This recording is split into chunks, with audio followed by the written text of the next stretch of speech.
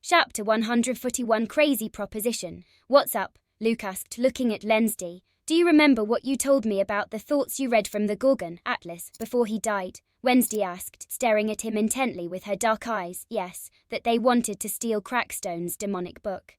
That's why they mounted such a large-scale attack and wanted to continue with the ritual, Luke replied, nodding and also staring back at Wednesday. To an average person, her unwavering gaze might feel uncomfortable, but Luke liked it. Exactly, the demonic book. Wednesday said, her eyes narrowing slightly. Luke could tell where the conversation was heading. Do you? Luke said, leaving his question unfinished, letting it hang in the silence of the underground room. What do you know about demons? Wednesday asked. Without responding to Luke's insinuation. Let's see, Luke said as he lay his head in Wednesday's lap. He was tired after dodging so many arrows and sustaining several cuts. Wednesday didn't mind that he rested his head on her lap, and she continued to watch him. Her expression unchanged. They are malevolent beings that only want to cause destruction in our world. They exist in another plane or dimension, which outcasts call the underworld. Through pacts with humans, whether outcasts or normies, they can obtain souls. That's one way. In exchange, they increase the contractor's strength, grant new powers, or extend their life. But the contract has no time limit, and it's not fair. The person who made the pact must kill people to provide souls to the demon, Luke explained. Summarizing what Edgar had told him the first time he learned about demons. What else? Wednesday asked, gently stroking Luke's forehead with her hand. She didn't seem surprised by this information. After killing Atlas, Sabrina and Sebastian, Luke had gained more knowledge about these beings. Edgar had told him more in-depth information about demons, providing details and being less vague. It was a long conversation, but Luke learned a lot about these beings, and the situation didn't look very promising for humans, both normies and outcasts. Not all demons can make pacts. There are 3 groups of demons: lesser demons, intermediate demons, and greater demons. Only the intermediate and greater ones have the intelligence to make deals with humans. Luke began, telling Wednesday everything he knew about demons. Lesser demons are primal beings that wander between the plane known as the underworld and the earthly realm where normies and outcasts live. These demons have a single purpose: to devour souls, to satiate their boundless hunger. They are mindless creatures that exist only to seek out souls to consume. If they devour enough souls, lesser demons can evolve into intermediate demons. Intermediate demons are more powerful and possess intelligence equivalent to that of humans, making them far more dangerous. With this level of reasoning, they can manipulate and seduce humans through pacts, forcing their victims to obtain souls for them. However, their insatiable hunger for souls remains their primary drive, and if they do not feed regularly, they devolve back into lesser demons, losing both their power and intelligence. Knowing that outcasts might reject their pacts if they are mentally strong, and that this could expose them, demons prefer to avoid such individuals. Instead, they seek mentally weak victims, like outcasts or normies with trauma, who are easy to manipulate. Although this provides them with fewer souls compared to what they need to evolve or maintain their power, it forces them to hunt in the earthly realm to avoid devolving. If they're lucky, they might find a powerful yet unstable contractor whom they can control to obtain more valuable souls. Lastly, there are the greater demons. Only 6 of these beings are known to exist in America. This knowledge comes from the 6 demonic books. One of these 6 books is the one Crackstone used, the Book of Soiga, supposedly resting in his coffin beside him, which Atlas sought to take to Elliot. Unlike the lesser and intermediate demons, these 6 greater demons haven't been seen in the human world for hundreds of years. They don't need to expose themselves to the human world to obtain souls. They use the books to gather souls from afar. Since these beings aren't seen in the human world, no one knows if they can devolve to Edgar. They likely no longer have that disadvantage, nor is it known if they can continue evolving. The goal of the Demon Extermination Department is to eliminate lesser and intermediate demons before they evolve, turning into an even greater threat. They don't want there to be a 7th book. It's also unknown exactly how many souls an intermediate demon needs to evolve, but it's better not to find out. The main advantage all demons have is that they can travel between the underworld and the human world. This puts outcasts in a bind, as they cannot travel to the underworld to eradicate them. Fortunately for outcasts, demons are not very numerous. In fact, they are even less common than outcasts themselves, who are already a minority compared to normies. This difference in numbers keeps the threat from being truly devastating for now. But outcasts live with the constant worry of knowing that 6 greater demons watch the human plane from the shadows, coveting the souls of its inhabitants and waiting for the right moment to act. You know more than I thought, Wednesday said, with a hint of surprise in her tone. She hadn't expected Luke to know so much in such detail. The Poes face a family that makes deals with these beings. It's natural that I have my sources, Luke said with a slight smile. I'm more surprised that you are not surprised by all this information. It seems like you already knew. Luke added, it's natural that I know all this. My father works in the demon extermination department. I learned all this by sneaking into his study, Wednesday said, recalling the night she had snuck into her father's office in the mansion. Gomez belongs to the demon extermination department. Luke thought, surprised. It wasn't too crazy to think Gomez might work in that department, but it was strange to imagine him doing that kind of work. Does he hold a high position? Luke asked, curious. I don't know. I only infiltrated and looked through his personal study here.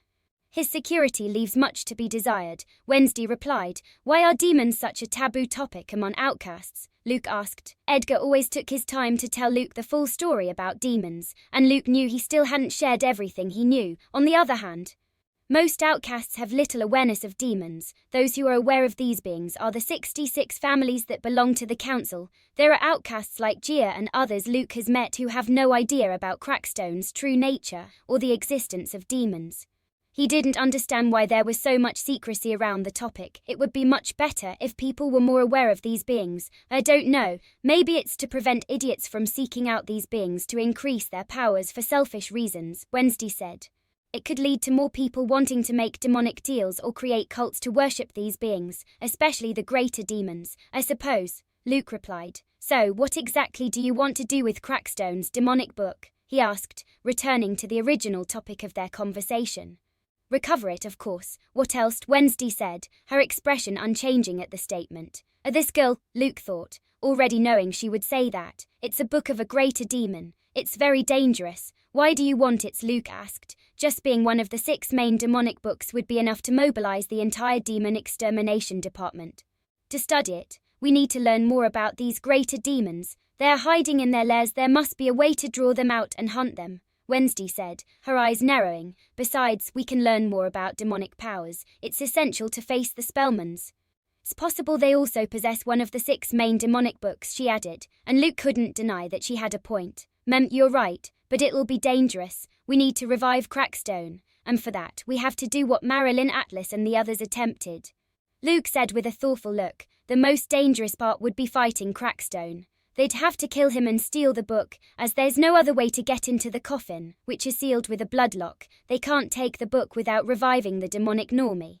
In the past, Luke would have been confident about facing Crackstone, as Edgar had said he could defeat him with his 3 Oris, and having Wednesday as a partner would make the fight easier. However, things changed when he and Edgar learned that Crackstone possessed one of the 6 main demonic books.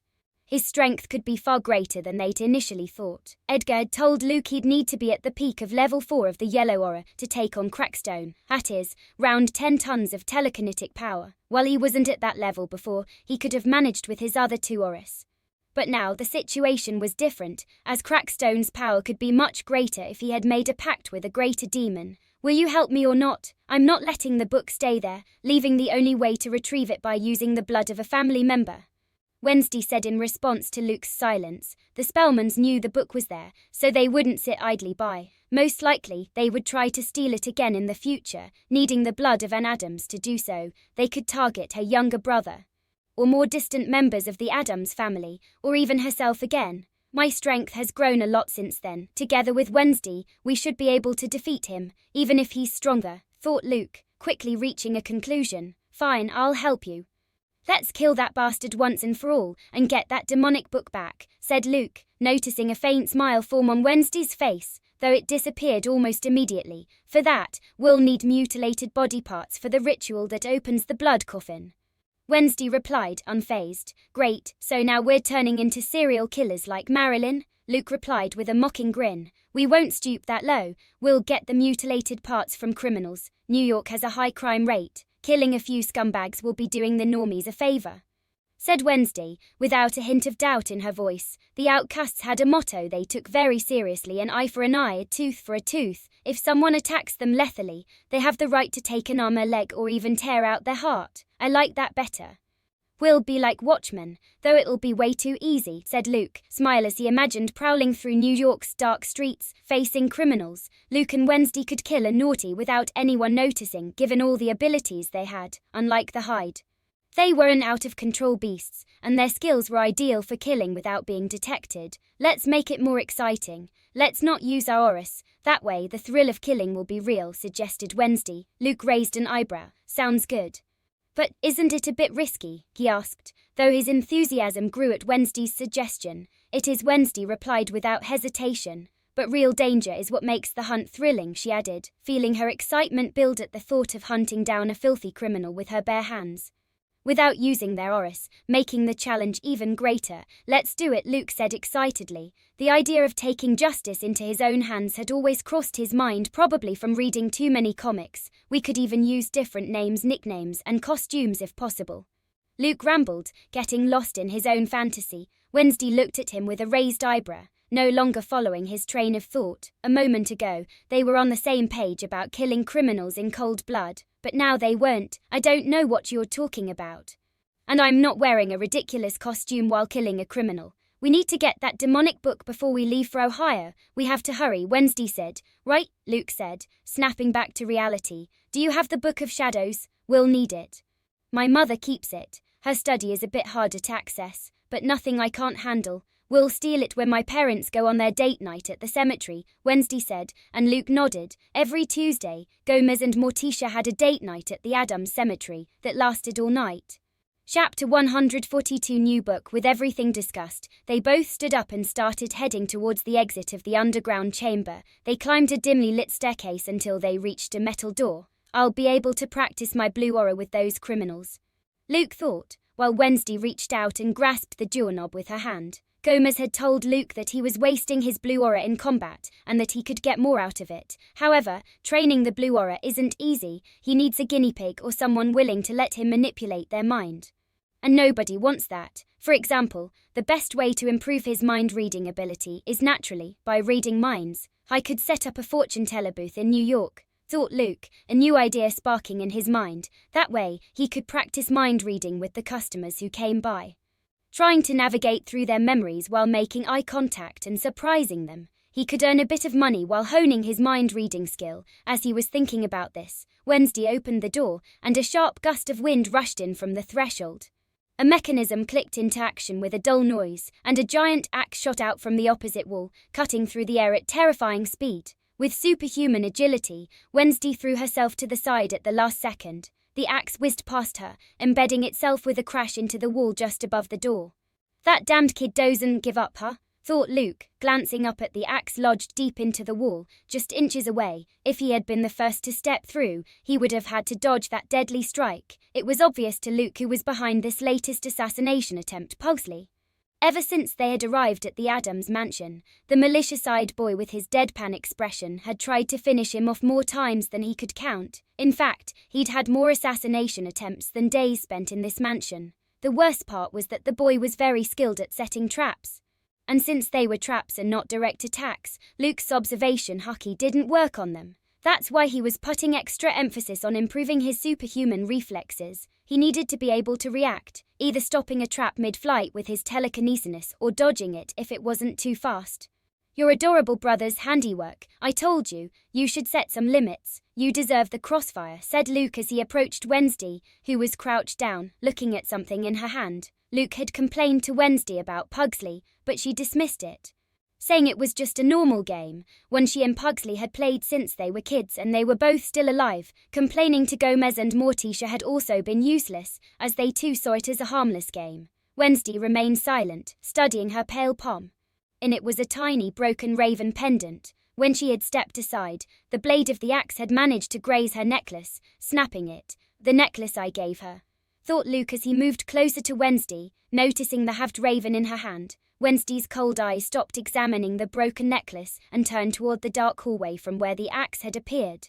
Pugsley, she murmured, her icy voice echoing in the air. Suddenly a dull thud, like someone tripping, echoed from the hallway, followed by a creak that broke the silence. It sounded like the little brat had stumbled out of fear. Then they began to hear hurried footsteps retreating. Fleeing as far as possible, in an instant, Wednesday vanished into her own shadow. "Why do I feel sorry for him?" murmured Luke, shaking his head. Luke stood still, watching the dark hallway. After a minute of silence, a scream was heard. The rat had been caught. "I hope after this he stops bothering me if he survives," thought Luke, beginning to walk towards his room. He couldn't understand how Pugsley had bullies and needed Wednesday to defend him. Maybe at school, he was shyer and not as bold as he was at home, where he had no fear of setting traps to kill their guests. 5 days later, Tuesday arrived, the day when Gomez and Morticia had their weekly late-night date at the cemetery. Luke was in his room, with numerous candles lit to provide decent lighting. On the old wooden desk sat his MacBook, and he was typing non-stop. He had already decided what his next book would be, the third in his career as an author. With the first two, he had made a lot of money. With the movie adaptation of Carrie and the success of Salem's Lot, Luke's net worth had surpassed $2 million. After taxes, his agent, Josh, had been thrilled when Luke told him he was writing a new book and would probably have it finished by the end of the holidays. Luke was playing it slow, sending Josh sections that weren't quite perfect so that Josh would help refine them, as it would seem odd to finish a book of hundreds of pages so quickly and have it flawless. He had to keep things believable and make his writing ability seem genuine. It wasn't too difficult. "This is good for now," thought Luke, stopping his writing. He checked the time. It was almost 3 in the morning. The time to sneak into Morticia's study was approaching. He leaned back in his chair and looked up at the ceiling. It had already been 15 days since he arrived at the Addams mansion. To his surprise, he felt very comfortable. His relationship with Wednesday had also improved, contrary to his expectations. Since they were both so solitary, he had thought Wednesday might feel invaded with him living in her house, but that wasn't the case. As for the trip to Ohio, Luke hadn't been able to come up with any idea to go there undetected once they were in Shade's Eyes and Sunnyvale. If Natasha, a shapeshifter, had been found by the Carrier clan, he'd likely be discovered too, despite his efforts to stay hidden. So, he had to accept Natasha's idea of creating false identities for the three of them, in which he would change his gender, since he was famous and could be recognized on the street. The issue was that they'd have to stay several days in Sunnyvale and Shade's Eyes, as they needed to thoroughly explore both towns for the clues his parents had hidden. A different appearance would be helpful to move around both towns without constantly hiding. As for his parents, who had left it up to chance whether he and Natasha survived, Luke tried to stop dwelling on it. There was nothing he could do to change the past or the choices they'd made. He couldn't deny feeling disappointed and saddened. But life went on. Not everything had been bad. After learning this, since that night when Wednesday had hugged him so he could sleep, she had started treating him much more warmly in her own way. Her gestures were subtle, but there was genuine care in how she looked at him, how she made sure he didn't feel alone at certain times. Can vulnerability be attractive to a woman? Thought Luke, reclining in his chair with a lazy gaze, waiting for the time to start the mission. A couple of soft knocks on the door snapped him back to reality. "Come in," Luke said, sitting up in his chair. The door creaked open, and Wednesday walked in at a calm pace. "In 5 minutes, it'll be time. We need to head to the North Tower. At the very top is my mother's study," Wednesday said as she approached Luke's chair and settled onto his lap. Luke shivered slightly, feeling Wednesday on his legs. It wasn't the first time she'd done this, but he still got nervous and had to control himself so it wouldn't show on his face. "Yes, what kind of security does the room have? I don't want to die for snooping around." Luke asked. "Don't worry, it's not my first time sneaking in. It'll be easy. You just need to tell me with your abilities where the traps are, since they change places every day, which is the most annoying part. You never know where they'll come from, but now we won't have that problem," Wednesday replied in her usual monotone, her gaze shifting to the screen of Luke's MacBook. "A new book?" she asked, noticing the lines of text forming the typical structure of a novel. "Yes, it's something I thought of after spending these days here at the mansion.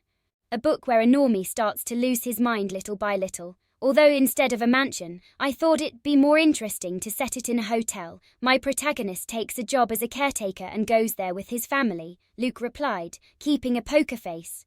Since it wasn't an entirely new idea, interesting, liminal spaces, physical and psychological isolation, Wednesday said, resting a hand on her chin. The idea of a descent into madness in an empty hotel, though not truly empty as supernatural things begin to happen there, seemed very appealing.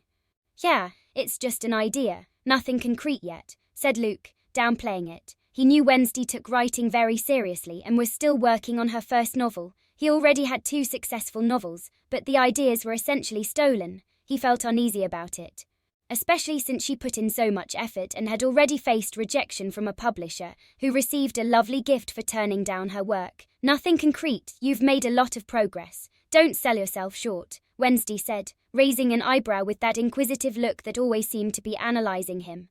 Luke exhaled, trying to keep a calm facade while internally sighing. Yes, thanks. Can I read it more thoroughly later? Wednesday asked, in a neutral tone that hinted at her interest. Maybe it could help with my own novel, she added bluntly. Luke was a bit surprised by this. Wednesday was extremely critical, even ruthless, with most of what she read. He knew she had enjoyed his previous works, though she never openly praised them. But the absence of criticism was enough to know she held a favorable opinion. Sure, if it helps you with your novel. Read it whenever you want, Luke nodded. But in return, you have to let me read your novel, he added. It's not finished. I have to change a lot of parts and details. According to several editors, it's too bloody explicit and touches on very sensitive themes. Wednesday replied with a hint of displeasure. The constant rejections had left her frustrated, and though she hated to admit it, she had no choice but to consider the feedback. This one isn't finished either, Luke said, and Wednesday couldn't argue with that logic. Fine, let's go to my room. I have a copy of the first manuscript. I sent the original, without any of the changes the editors suggested. I'm sure you'll appreciate it, said Wednesday, standing up from Luke's lap and walking toward the door. Luke followed her, his curiosity growing with each step. Just how bloody explicit and disturbing did Wednesday's novel have to be for the editors to reject it? Chapter 143 Book of Shadows. Luke entered Wednesday's room. The space was similar in size to the other rooms in the mansion, but its tidiness and meticulous order made it stand out. The four-poster bed dominated the center, built with black wood and carved with intricate details. It had a canopy made of black velvet, which was pulled back to reveal coal-black sheets adorned with white skull embroidery. The walls were a dark grey shade, and an iron chandelier hung from the ceiling, lit by candles that bathed the room in warm light. If I had a chandelier that big, I'd have better lighting, Luke said, eyeing it enviously. He had to light dozens of candles to get decent illumination. You complain too much about lighting for a clairvoyant, Wednesday commented, walking over to an antique wooden desk. What can I say? I'm a fan of electricity more than candles, Luke replied, shrugging. Although he likes staying up late, he always preferred to do so with the comfort of modern technology. At first, charging his phone and MacBook had been a challenge in this mansion with no electricity. Eventually, he bought a power station that charges with solar energy. It cost him over $7, but it was worth every penny. With that thing you bought, you can power dozens of electric lights. Just plug them in and stop complaining, Wednesday said, opening one of the desk drawers. It would be an aesthetic crime. All this gothic decor would lose its essence with lead bulbs, Luke replied, crossing his arms. Wednesday flashed a sarcastic smile, not looking up from the drawer. Sure, because your gaming console, massive TV, high-end computer, and that phone you never let go of are totally in sync with the gloomy atmosphere, right? She said with a mocking tone. That's different, they're modern necessities you wouldn't understand, Luke said, chuckling. What you need is to accept that you're addicted to technology.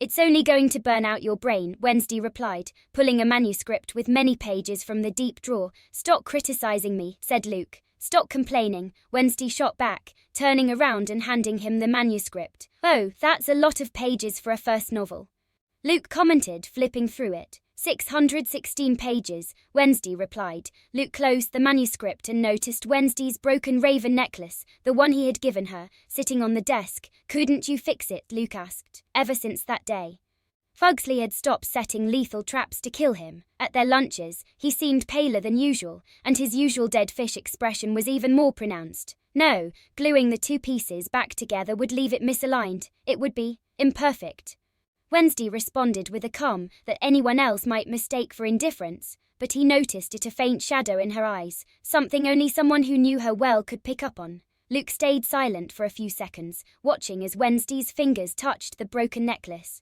Something didn't quite match her usual indifference. Wait here, said Luke, taking the necklace from her hands. Wednesday raised an eyebrow at him. And what do you plan to do? Fix it with a spell? Luke just gave her a half smile before turning and leaving the room.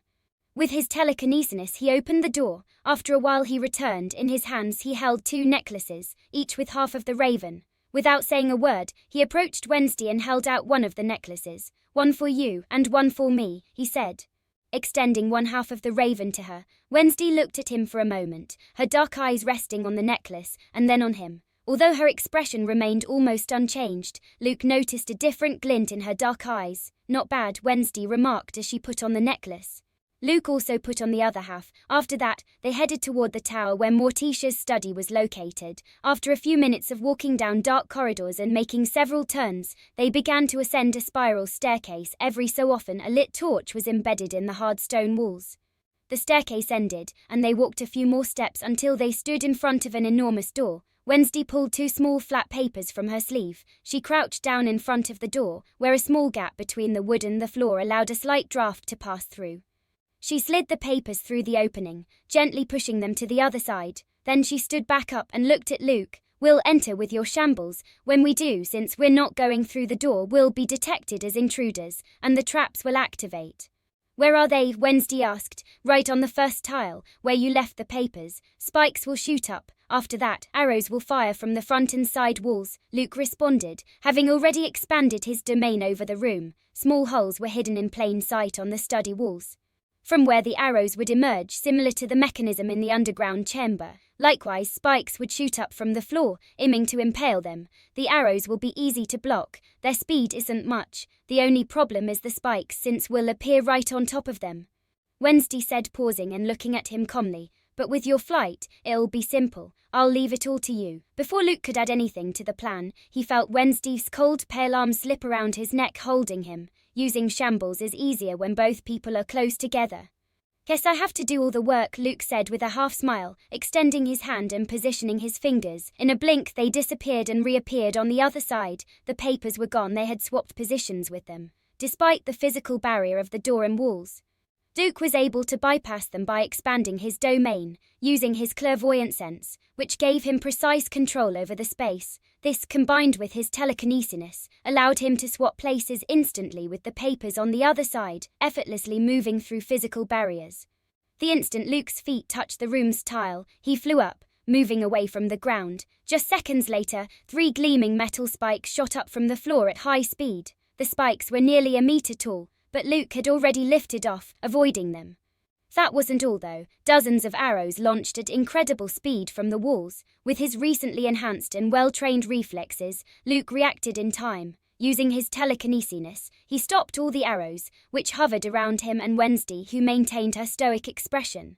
With a simple nod, Luke let the arrows drop to the floor and then landed softly beside Wednesday, who released her hold on him. "Nice place," Luke remarked, glancing around his mother-in-law's study. After spending these days with the Addams family, it no longer seemed strange to him that a room would have lethal traps capable of ending a person's life. On the center wall there was a large desk with a grand chair behind it, and an oversized window covered by blood-red curtains. Rows of shelves filled with books, jars and other items lined the side walls. "Doesn't your mom turn off the candles when she leaves?"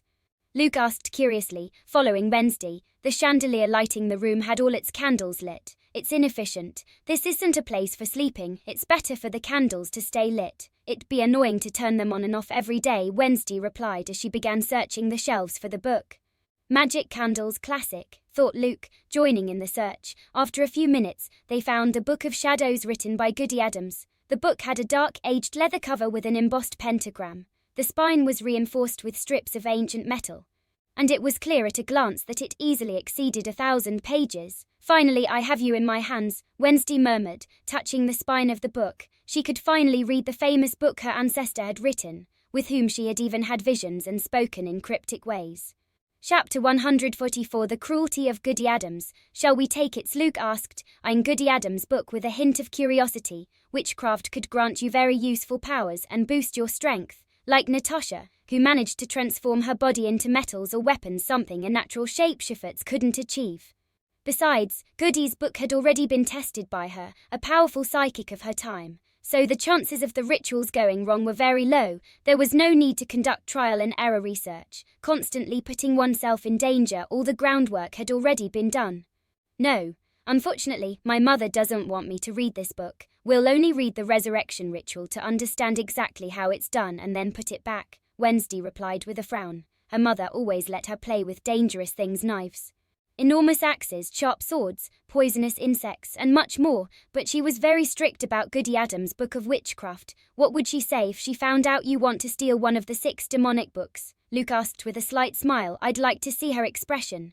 Wednesday said, opening the book and starting to search for the resurrection ritual. The book had no index, so it took them quite a while to find the necromancy ritual that explained in detail how to revive the dead. Luke flipped through the book quickly, while Wednesday calmly turned the pages. Every time his eyes landed on a paragraph, he found something more disturbing than the last. One section detailed terrifying potions, with grotesque illustrations that made him frown. One of the most chilling described a potion that caused a giant spider to grow on your head, replacing your hair. The spider's legs tangled with your scalp and were even visible to you. The most disturbing part was that the spider was alive and would become a part of you forever. If anyone tried to kill it, you'd feel unbearable pain, so the only option was to live with it.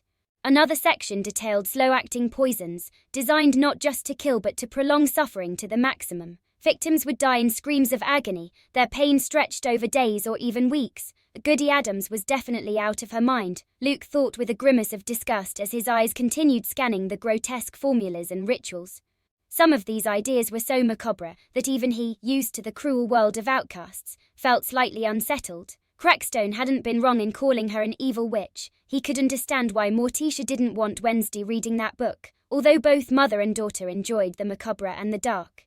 They weren't that extreme in their methods. Morticia, though strange and eccentric, had a clear ethical code. Many of the formulas in that book weren't just twisted, they were specifically designed to cause unnecessary and cruel harm, with no purpose beyond pain and destruction. Morticia enjoyed mystery, darkness and the supernatural, but not senseless cruelty. She didn't want her daughter to follow that path. Wednesday wasn't fazed by the rituals, potions and other grotesque formulas in the book. In fact, her eyes seemed more interested in some sections than others. I can see why your mother doesn't want you to have this book, Luke remarked. Even he found it overly gruesome, and he'd turned a couple of people into lumps of flesh. Wednesday glanced at him from the corner of her eye without pausing her exploration of the book.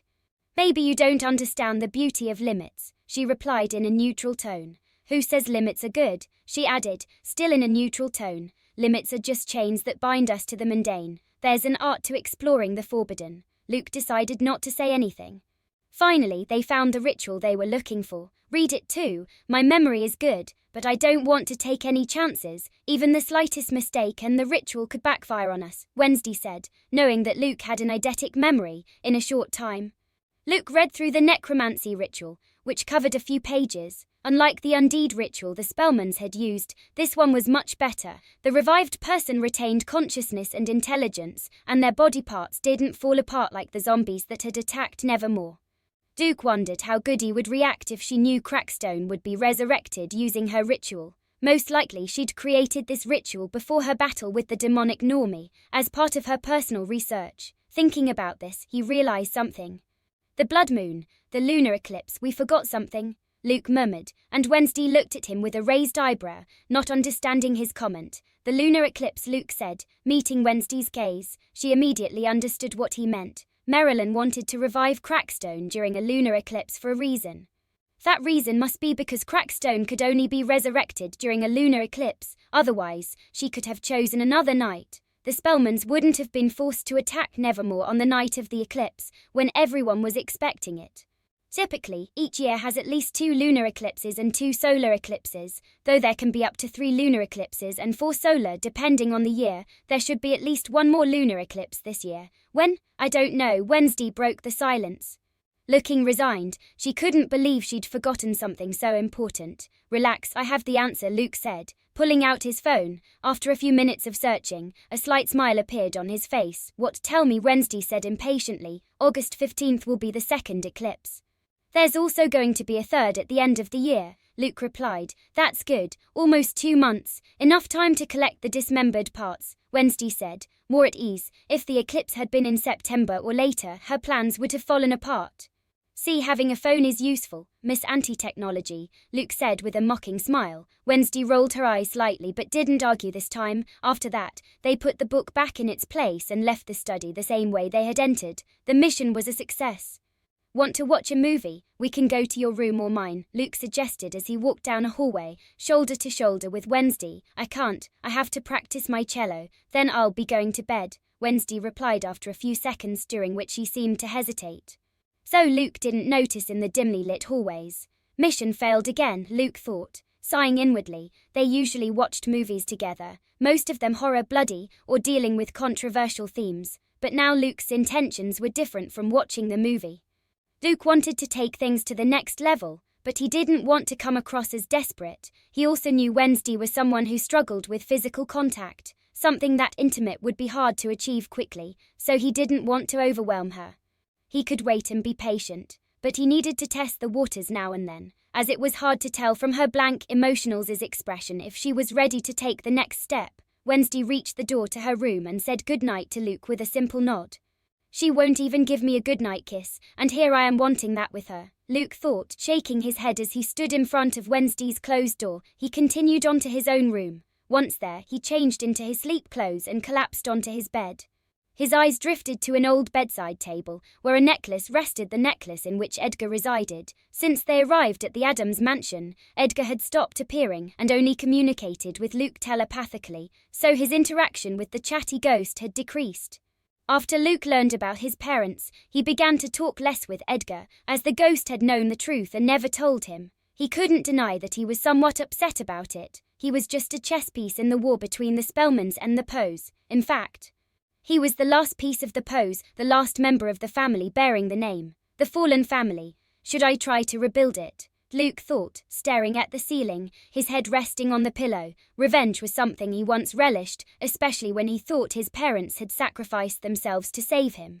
Thinking about that had fueled his desire to crush the Spellmans, but now that fuel was gone. It was true that the Spellmans had blood on their hands. Many members of the Poe family had died because of them. But Luke hadn't known those relatives, so it was hard to use that as fuel. He hadn't known his parents either, but he believed they had sacrificed themselves for him, and they were his parents. Anyway, I have to fight, Luke thought, pushing those ideas aside. The Spellmans wouldn't stop trying to kill him, even if he didn't want to continue the feud. Besides, he already felt hatred toward them. They had attempted to kill him multiple times. They couldn't coexist. His thoughts drifted to the resurrection ritual created by Goody Addams. Specifically, it required 2 legs, 2 arms, a torso, a heart, and a brain. Each part had to come from different people, and they all had to have been alive before being mutilated. After the mutilation, the person had to die. The ritual wouldn't work otherwise if they were kept alive. The ritual had to be performed during a lunar eclipse, when the moon appeared a reddish color. According to the book, this was when the energies of the occult reached their peak. Then there was the usual setup, drawing a circle with engraved runes on the ground, and in the center of the circle, drawing a star with specific symbols on each point of the star. Looks like I'm going to turn into some damn member of a devil-worshipping cult, Luke thought with a slight grimace. Luckily, Wednesday would be handling that part of the ritual. They had nearly 2 months to gather all the mutilated parts. As for the trip to Ohio, he and Natasha had decided to go there once the holidays were over, to prepare as much as possible. Natasha was taking care of gathering the necessary ingredients for the gender change potion Luke would use. The potion wasn't permanent and only lasted a few hours. According to Natasha, Luke would then spend time in a house or undercover in the 2 small towns. Natasha needed to make a sizable batch of these potions and was handling that, along with creating false identities for the 3 of them and other preparations for the trip. She told Luke to focus on his training, saying she was used to these kinds of missions and preferred handling all the tedious prep work on her own. Thinking about these things, Luke's eyes closed, and within minutes he slipped into a deep, restful sleep. Chapter 145 Vigilante, Brownsville 12:45 p.m. In a dimly lit alley, a scene was unfolding that was all too common in this neighborhood at such a late hour. "That's not enough money, bitch," exclaimed a man with a criminal appearance, slapping a woman with long, disheveled hair and a desperate expression. The woman, frail and barely able to stand, fell to the ground from the force of the blow. With what little strength she had, she crawled and looked up at the man. "Please, it's all I have," she cried desperately, clinging to the man's legs. "Don't touch me," the man shouted angrily, punching her in the face, knocking her back and splitting her lip as he shook her off. "We're drug dealers, not a charity, bitch," he added with a look of disgust, dusting off his pants. "Haha, she's really desperate," laughed one of his companions, who had been watching the whole scene. Tell her to blow you, maybe you'll change your mind, joked another of his companions, a tall man wearing a black tank top, his arms covered in tattoos. Meanwhile, the woman lay sobbing on the ground. Her hands pressed to her mouth as blood trickled down. Not a chance, her teeth must be rotten. The man replied with a grimace, besides, it's no joke, idiots. We're not selling much lately. That means those other bastards are stealing our customers, he added with a scowl. Siek, no respect for the lady, came a voice from a dark corner, just a few meters away from where the scene was unfolding. The three men turned their heads in alarm toward the unknown voice, watching as a figure walked toward them. Their expressions shifted to confusion as they took in the stranger's appearance. He wore a hooded leather jacket that obscured most of his face, leaving only his mouth and part of his nose visible. On his back was a bow and a quiver full of arrows. Not a cop or any dangerous bastard, thought the man who had hit the woman, feeling a bit more at ease since it didn't seem to be the police or a rival gang.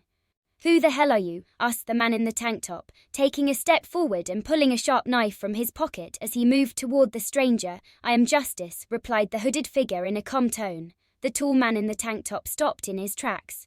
Unable to hold back a laugh, his two companions joined in, laughing. Do you think this is a Marvel movie or some crap like that? The man in the tank top asked, trying to control his laughter. He was now close to the hooded figure but no longer felt he was a real threat. Theft must just be a kid who spends too much time on the internet, said the man who had hit the woman. This is the real world, kid. Go home to your mother before you get hurt, he added, his tone turning more menacing. The man in the tank top, ready to throw out another taunt, didn't get a chance to open his mouth before a punch slammed into his face, breaking his nose, and that wasn't all. A flurry of blows rained down on him. A punch to the stomach, another to the chin, and yet another to the nose. Pain surged through every nerve. And before he even realized it, he was unconscious on the ground. Weak, murmured the hooded figure, who was none other than Luke, working as a vigilante. He realized that the tall, muscular man had lost consciousness by the second hit. What the hell? Thought the man who had hit the woman. Alarmed, he couldn't believe that his partner, nearly 2 meters tall and over 100 kilograms, had been knocked out in seconds. The two remaining men exchanged glances, and recognizing the danger, they reached for their weapons. But before their fingers could even touch the triggers, a whistling sound cut through the air. 2 black arrows flew and pierced their wrists, forcing both to drop their revolvers, which hit the ground with a loud metallic clang. The criminals looked at their bleeding wrists, shock freezing the blood in their veins. Before they could even process the pain throbbing in their hands, a strange, strong black cord whipped out from the darkness, wrapping around the neck of the man who had struck the woman. He felt the cold pressure of the noose tightening, making it hard to breathe. Now, what the hell? He thought, bewildered by the suffocating sensation closing around his throat. From the shadows, a female figure emerged. It was Wednesday, dressed in black like Luke, though her outfit was more form-fitting. A hood obscured her pale face as she looked down at the criminals like they were worthless trash. With a quick, controlled yank, Wednesday pulled the man toward her. He tried to resist, but the force dragging him was brutal, almost inhuman. She drew him close until their faces were mere inches apart, allowing him to glimpse her pale face and dark abyss-like eyes. You like hurting others, don't you? She whispered icily, her lips barely forming a sarcastic smile. A killer, thought the man, feeling a fear he hadn't felt in a long time. He could recognize a killer's eyes when he was face to face with them. Since he is a little boy, he lives a life of crime, full of deaths, gang fights, and more. Meanwhile, Luke knocked out the other man, who didn't stand a chance. The woman, still on the ground with blood on her mouth, watched the whole situation with wide eyes. Since when did superheroes show up in her city? Was this some kind of movie? Interrogate him. We need to know who leads their gang or whatever it is. We're going to take down these damn traffickers, Luke said as he walked over to Wednesday and the low-level criminal. Since they'd chosen not to use their auras to make the hunt more thrilling, Luke couldn't access the criminals' memories. They would have to use old-fashioned methods. You think you'll make it out alive after this? I won't say anything, the man muttered, finding a fresh sense of bravery. Convinced that a couple of wannabe heroes couldn't take down an entire gang. This was real life, not some movie. You really think you're the first to tell me that? Wednesday murmured, leaning closer, her eyes fixed on his. They all start the same, full of bravery. But eventually they all tell me exactly what I need to know. The man swallowed hard, unnerved. There was something terrifying in her cold, monotone voice. Wednesday shoved a piece of cloth into his mouth to stifle his screams and began her work. Luke watched from the side with an academic air. As if Wednesday were giving him a private lesson in the art of torture. In just 15 minutes, the man had tears in his eyes, desperate to talk, though he couldn't with the cloth still in his mouth. In the first 5 minutes he would have talked, Luke thought. Arms crossed as he watched everything. Wednesday removed the cloth from the man's mouth and began asking everything she wanted to know. Within 5 minutes, they had all the information they needed. She also questioned him about his crimes. His name was Jacob. He didn't kill anyone, Wednesday remarked with a hint of disappointment, wiping blood off her hands with a handkerchief. The blood of course wasn't hers, so he was saved, but I'm sure the leader of his gang deserves death. From him, we'll take the first limb. Maybe it would be good to start with an arm, Luke said, deciding on which body part to mutilate first from the gang leader. Mutilate a limb, thought the woman, shuddering as she witnessed the torture and overheard the conversation between the two hooded figures. The supposed heroes who had come to save her behaved in a much darker and more sadistic way than she had imagined. She'd thought they were eccentric heroes, in a good way, but they were something far more sinister. Luke and Wednesday had decided they would only kill murderers, people who had killed an innocent in cold blood. Those would be their targets to gather the body parts needed for their ritual. Yes, although this gang only handles local drug distribution, they aren't the real cartels, but it'll be helpful if these cartels lose their distributors, Wednesday said, giving the man a quick blow and knocking him out. They discovered that several criminal gangs in New York were competing for the right to distribute drugs supplied by two main cartels from Mexico. The gang these three men belonged to was one of the three main ones in New York, mostly involved in drug and weapons trafficking. Let's head to that club where they meet. They should be there, Luke said, turning around. Where's the other piece of trash? Wednesday asked, noticing that one of the men Luke had knocked out was missing. I let him go. I figured you might go overboard and the normie might end up dead. This way, we have a way to trace them back to their den, Luke replied with a slight smile. Besides, it's better if he warns the others. He was so scared that he fled without even helping his companions. He added, I never kill my prey before knowing everything I need to. Wednesday said, her gaze landing on the woman, who shivered under the attention of the two hooded figures. Luke looked at the woman and sent a mental command for her to fall asleep. Then, he sat beside her and began reading her memories. It served as practice for improving his memory reading abilities, especially with others' memories, including very old ones. After almost 15 minutes he stood up and gestured to Wednesday that they could leave. I thought we weren't using ours, Wednesday commented as they started walking toward the criminals' base club. We agreed not to use them on enemies. I used it to get some practice. Plus I erased a few traumas. If all went well, she'll stop being addicted to fentanyl, Luke said. How generous of you to manipulate a stranger's memories without their consent, Wednesday replied. Picking up her pace, helping people is my duty as a vigilante, Luke commented with a faint smile, keeping pace. That same night, New York City witnessed a brutal shift in its criminal underworld. In just one night, one of the city's most feared and violent gangs was practically wiped out. In the days that followed, the other two main gangs met the same fate. All the drugs they had in stock for distribution were also destroyed, resulting in millions of dollars in lost merchandise. The gang leaders, who had committed murders and heinous crimes, didn't see the sunrise. They were found dead, with parts of their bodies missing. The members who hadn't committed murders but were still violent and corrupt suffered serious injuries. Luke and Wednesday made sure they wouldn't have the chance to commit crimes again, leaving many in wheelchairs with broken limbs or in vegetative states. Since more than 3 body parts were needed for the ritual, Luke and Wednesday had to interrogate other gang members, searching for killers of innocents who deserved death. It wasn't hard to find them. These gangs were filled with members steeped in crime. Several had committed murders, not just the leaders. In no time at all, they gathered all the parts needed for the ritual, with plenty of time left before the lunar eclipse. Chapter 146. Fortune teller. Somewhere in the vast city of New York there was a modest shop.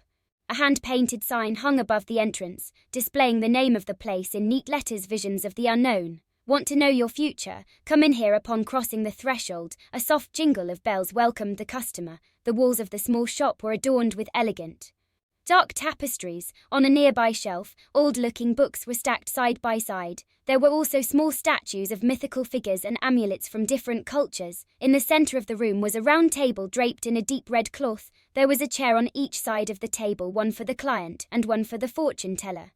The only object on the table was a crystal ball. A session was underway. A middle-aged woman with curls and a few wrinkles was listening intently and with deep concentration to the person seated across from her. Opposite her sat a hooded figure, speaking in a calm and measured tone. hands hovering near the crystal ball as if reading the future. An important piece of news is approaching your life. Depending on how you respond, you will either forge an unbreakable bond or all trust will be lost, said the hooded figure, who was none other than Luke. He had set up a fortune-telling business. Money didn't matter to him. He needed to practice his mental reading, and the best way was to have people willingly sit in front of him, looking at him intently without moving. This way, he could enter their minds and begin navigating their memories. First, he would see memories from the past few hours or minutes. Then he would delve deeper memories from days, weeks, even months ago. His plan was to improve his memory reading abilities while the person whose memories he was reading remained conscious. Although it wasn't the same as reading memories in the middle of a battle where it's harder to focus on navigating an enemy's mind, especially if they're resisting, it was effective practice. On the other hand, doing it on normies was much easier than with outcasts. With normies, he could read memories from months back while they remained conscious, staring at him without moving. As for outcasts in a fight, he wasn't certain as he hadn't tried it yet, but Luke believed he would be able to read memories from weeks back. This was a significant improvement compared to when he read the mind of the Wolfman from the Carrier clan, where he could only access memories from a few hours prior with just eye contact. While reading memories during a battle might not seem as impressive as his void blade, which could cut through materials harder than steel, it was a skill not to be underestimated. In battle, knowing your enemy by reading their mind could be invaluable. Their personality, habits, techniques, any traumas or triggers to make them angry, all of this knowledge could be useful if known in advance.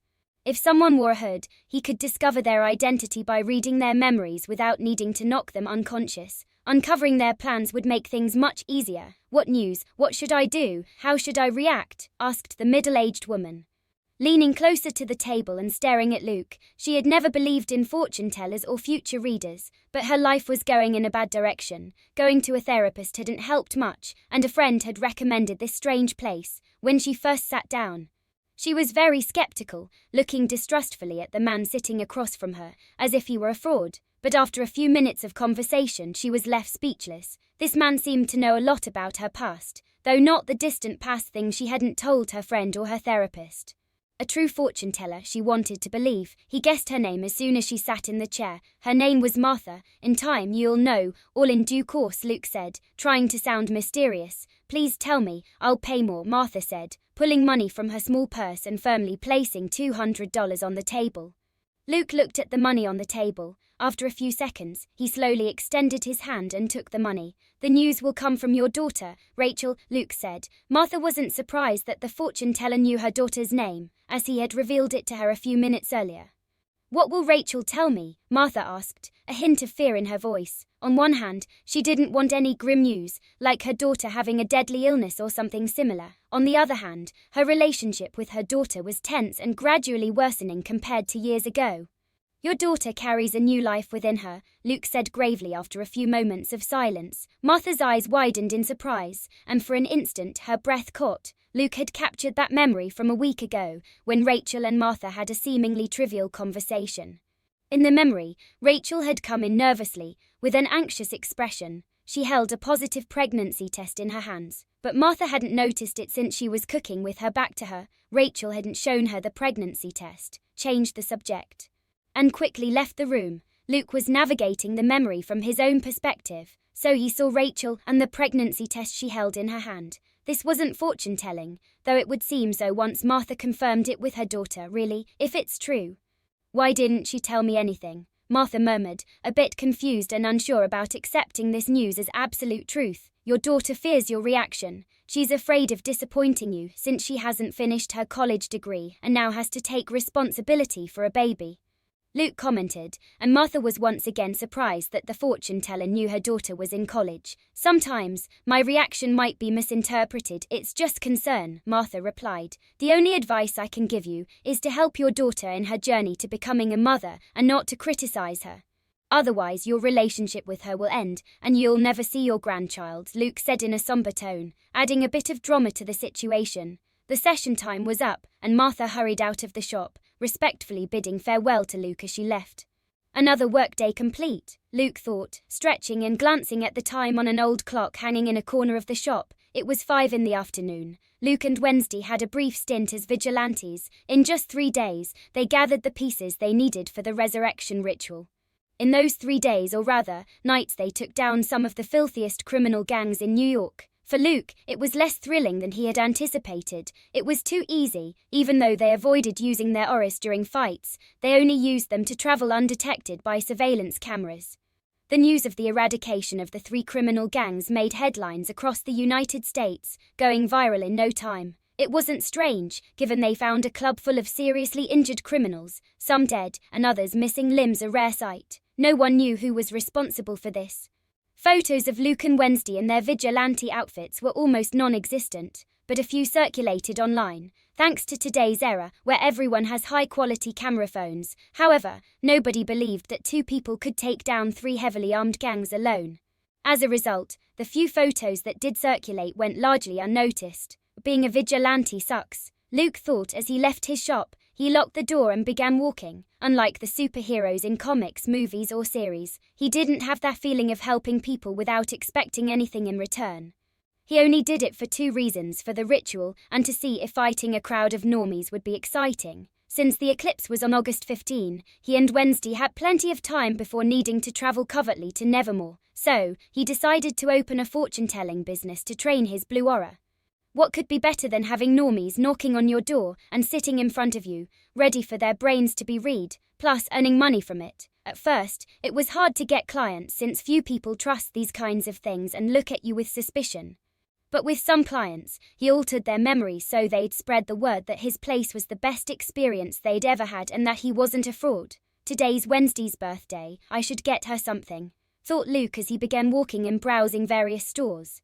It was Wednesday's 16th birthday, a milestone that outcasts took very seriously. The age of 16 had symbolic power in outcast society. Luke thought it was nonsense, having turned 16 a few weeks earlier himself and feeling no different. A new aura wouldn't hurt, he thought as he looked at pricey women's clothing stores. Since the 16th birthday held so much importance, Morticia and Gomez were preparing a big party for Wednesday. All the Addams would come to the birthday, and the Frumps were also supposed to attend. The Frumps were Morticia's family, a powerful and prominent psychic family, counted among the Big Six. Knowing the importance of turning 16, Wednesday reluctantly accepted the idea of such a grand celebration. Aware they would throw it regardless, her only other option would be to run away. But she preferred to endure one night with her annoying relatives and then return to her routine. A lineage of 2 psychic families belonging to the Big Six, thought Luke. The Big Six weren't just distinguished by their age and history, their genes were also far superior to those of other psychics. So having both lineages was no small matter. The Umbrio family isn't bad either, thought Luke, as he entered a store. After looking through several dresses presented by a helpful saleswoman, Luke decided on a long-sleeved short dress in a dark tone with fine white vertical stripes, giving it an elegant look that still respected Wednesday's color scheme. I wonder what the other Addams and the Frumps are like, thought Luke as he drove back to the Addams mansion in an Audi. He was curious to meet the rest of the Addams family and Morticia's family. Naturally, the party would be held at night. Chapter 147. Patience exhausted, Luke was driving the Audi at a moderate speed back to the Addams mansion. The car was the same one Natasha had used when she followed the Addamses from Nevermore. The car belonged to Luke. Natasha had bought it with the money he earned from his books. Only a few weeks ago, he had turned 16, which allowed him to get his driver's license. Although, due to his young age, he needed an adult in the passenger seat with a valid driver's license until he turned 16 and a half. But Luke didn't really care about that. If he were pulled over, he could use a bit of his mental power to make the police see his birth date as meeting the requirements when they looked at his license. The party's at 9, Luke thought, glancing at the time as he turned onto the curve leading to the road toward the Addams mansion. The trees were tall with thin trunks and sparse foliage. The road was gloomier compared to the previous streets. If you came here at night, you could only rely on your car's headlights, as there was no electricity from this point onward. Luke was curious to meet more members of the Addams family. From what little he knew, there were 3 main branches. Gomez's father, may he rest in peace, had 2 other brothers. From those brothers, there were Gomez's cousins, who should also have children, continuing to spread the Addams lineage. Currently, Gomez was the head of the family. Though from what Luke had learned, he wasn't part of the Council of 66. Most likely Gomez found it bothersome and dull to attend those meetings. It was obvious that Fester wasn't interested in dealing with the family's political issues either. Most likely, One of Gomez's cousins, assuming they weren't as odd as Gomez and Festa, was handling the family's position in the council. On the other hand, there was Morticia's family, the Fromps. Luke knew little about them, only that they were part of the 6 great families. The families that make up the 6 greats are the Poes, the Addams, the Fromps, the Spellmans, the Faulkners. Nathaniel Faulkner was the founder of Nevermore. Wednesday once found his journal, which contained information about the Hydes, his psychic powers teacher. Charles belongs to this family, and finally the von Drakens. Eleonora von Draken was the founder of the Academy of Dark Arts. To Luke, the Addams were a family overflowing with eccentricities, with an unusual joy for the macabre and complete disregard for social norms. Especially Gomez, Festa and Eudora. In contrast, the Fromps, as Luke deduced from meeting Morticia recently, seemed dark, gothic and sophisticated. Where the Addams are loud and bold in their appreciation for the morbid, the Fromps are elegant and enigmatic. Displaying a deep connection to mystery, Wednesday and Pugsley would be a blend of both, as they carry the lineage of 2 great psychic families. Another strange fact is that it's rare for psychics from the 6 greats to marry each other, as Morticia and Gomez did. Generally, there's a significant rivalry among these 6 or rather, 5 families. They don't want a talented family member to end up taking another family's name. For instance, as happened with Morticia, who left behind the Fromp name, instead of having her husband take the Fromp name. Additionally, Wednesday and Pugsley are Addams, not Fromps, which is another loss for the family. All it did was strengthen the Addams line with even better psychics. Luke learned these things thanks to Natasha. He had spoken to Edgar very little since he stopped leaving the necklace. His anger toward the ghost for not telling him about his parents was now gone. Thanks to Edgar, he had managed to increase his strength and truly harness his Oris. He wouldn't blame him for something his parents had decided and not him. It only bothered him that Edgar hadn't told him.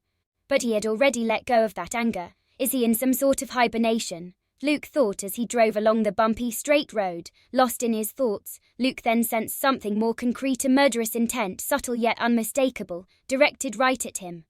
The silence of the road was shattered by a sharp, deafening blast. Luke reacted in an instant, jerking the wheel, and immediately an impact shook the car. He felt the brutal vibration as the bullet hit the rear tire, blowing it out with a loud bang and sending the vehicle to the brink of losing control. On the verge of overturning, Luke used his telekinesis to stabilize the vehicle. An invisible force steadied the car, which was traveling at over 60 km/h. He precisely balanced it, absorbing each twist and jolt until the vehicle came to a sudden safe stop. With the chassis still vibrating under the strain of his control, the surprised look on Luke's face was gone when he stepped out of the car. His gaze was icy, his domain fully extending in its full splendor. He managed to see the Addams mansion about 5 km away. At a distance of 2 km, he could spot 3 Oris. 2 were unfamiliar, but one he knew very well. That damn kid won't give up, thought Luke, recognizing Pugsley's aura from 2 kilometers away. Even before expanding his domain, Luke knew the attack wouldn't be from the Spellmans. They'd be looking for his death if they attacked him so close to the Addams mansion. Or even in New York, since that was Addams' territory. That's why Natasha had allowed him to run his business there, and she didn't worry about his safety. It was obvious this was that damn brat who couldn't stop trying to kill him. At first, Luke had taken it as some kind of joke or the strange games the Addams played.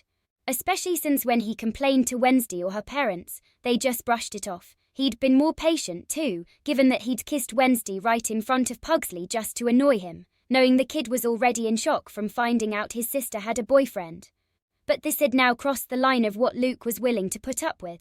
The kid had attacked him with a damn sniper rifle. The other assassination attempts had been easy enough for Luke to avoid, but this time it had been close. If not for his observation hockey, he might have ended up seriously injured or with a bullet between his eyebrows. You won't escape, Luke thought, his mind filled with murderous intent. In an instant he launched himself off the ground at blinding speed in Pugsley's direction. He didn't care about the 2 strangers if they got involved.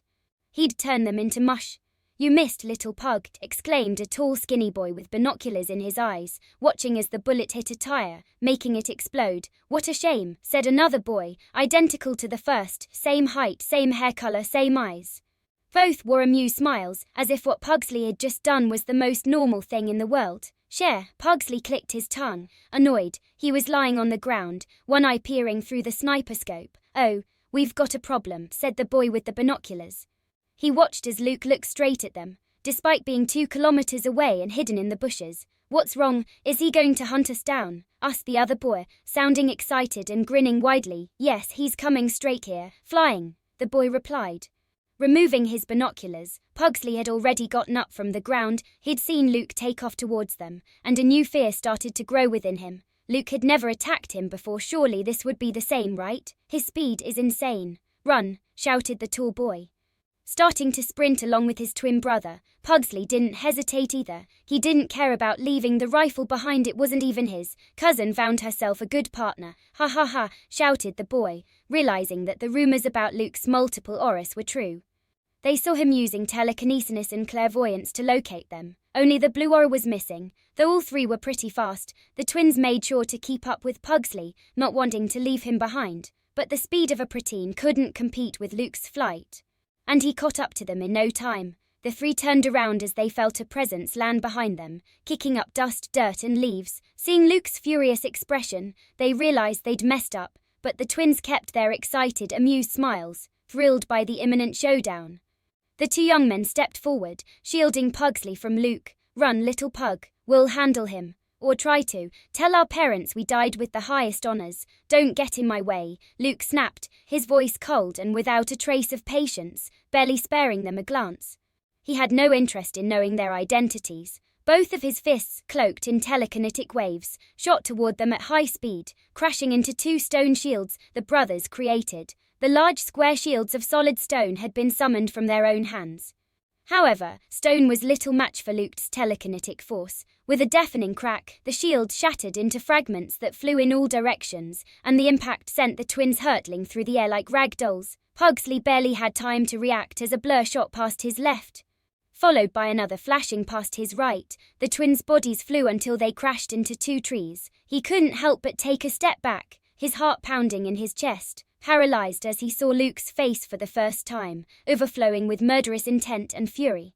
What's wrong, kid? Try to kill me now if you dare, Luke said, walking toward Pugsley and cracking his knuckles, considering what punishment would make the boy stop bothering him. Chapter 148. I almost screwed up. As Luke advanced step by step, Pugsley backed away without taking his eyes off him, his legs shaking like jelly, until he eventually stumbled. He could see in Luke's gaze a fierce killing intent, eyes that seemed to truly consider whether to kill him or not. Or at least that's what Pugsley thought, being used to the cold stare of his sister who often tortured him with her looks.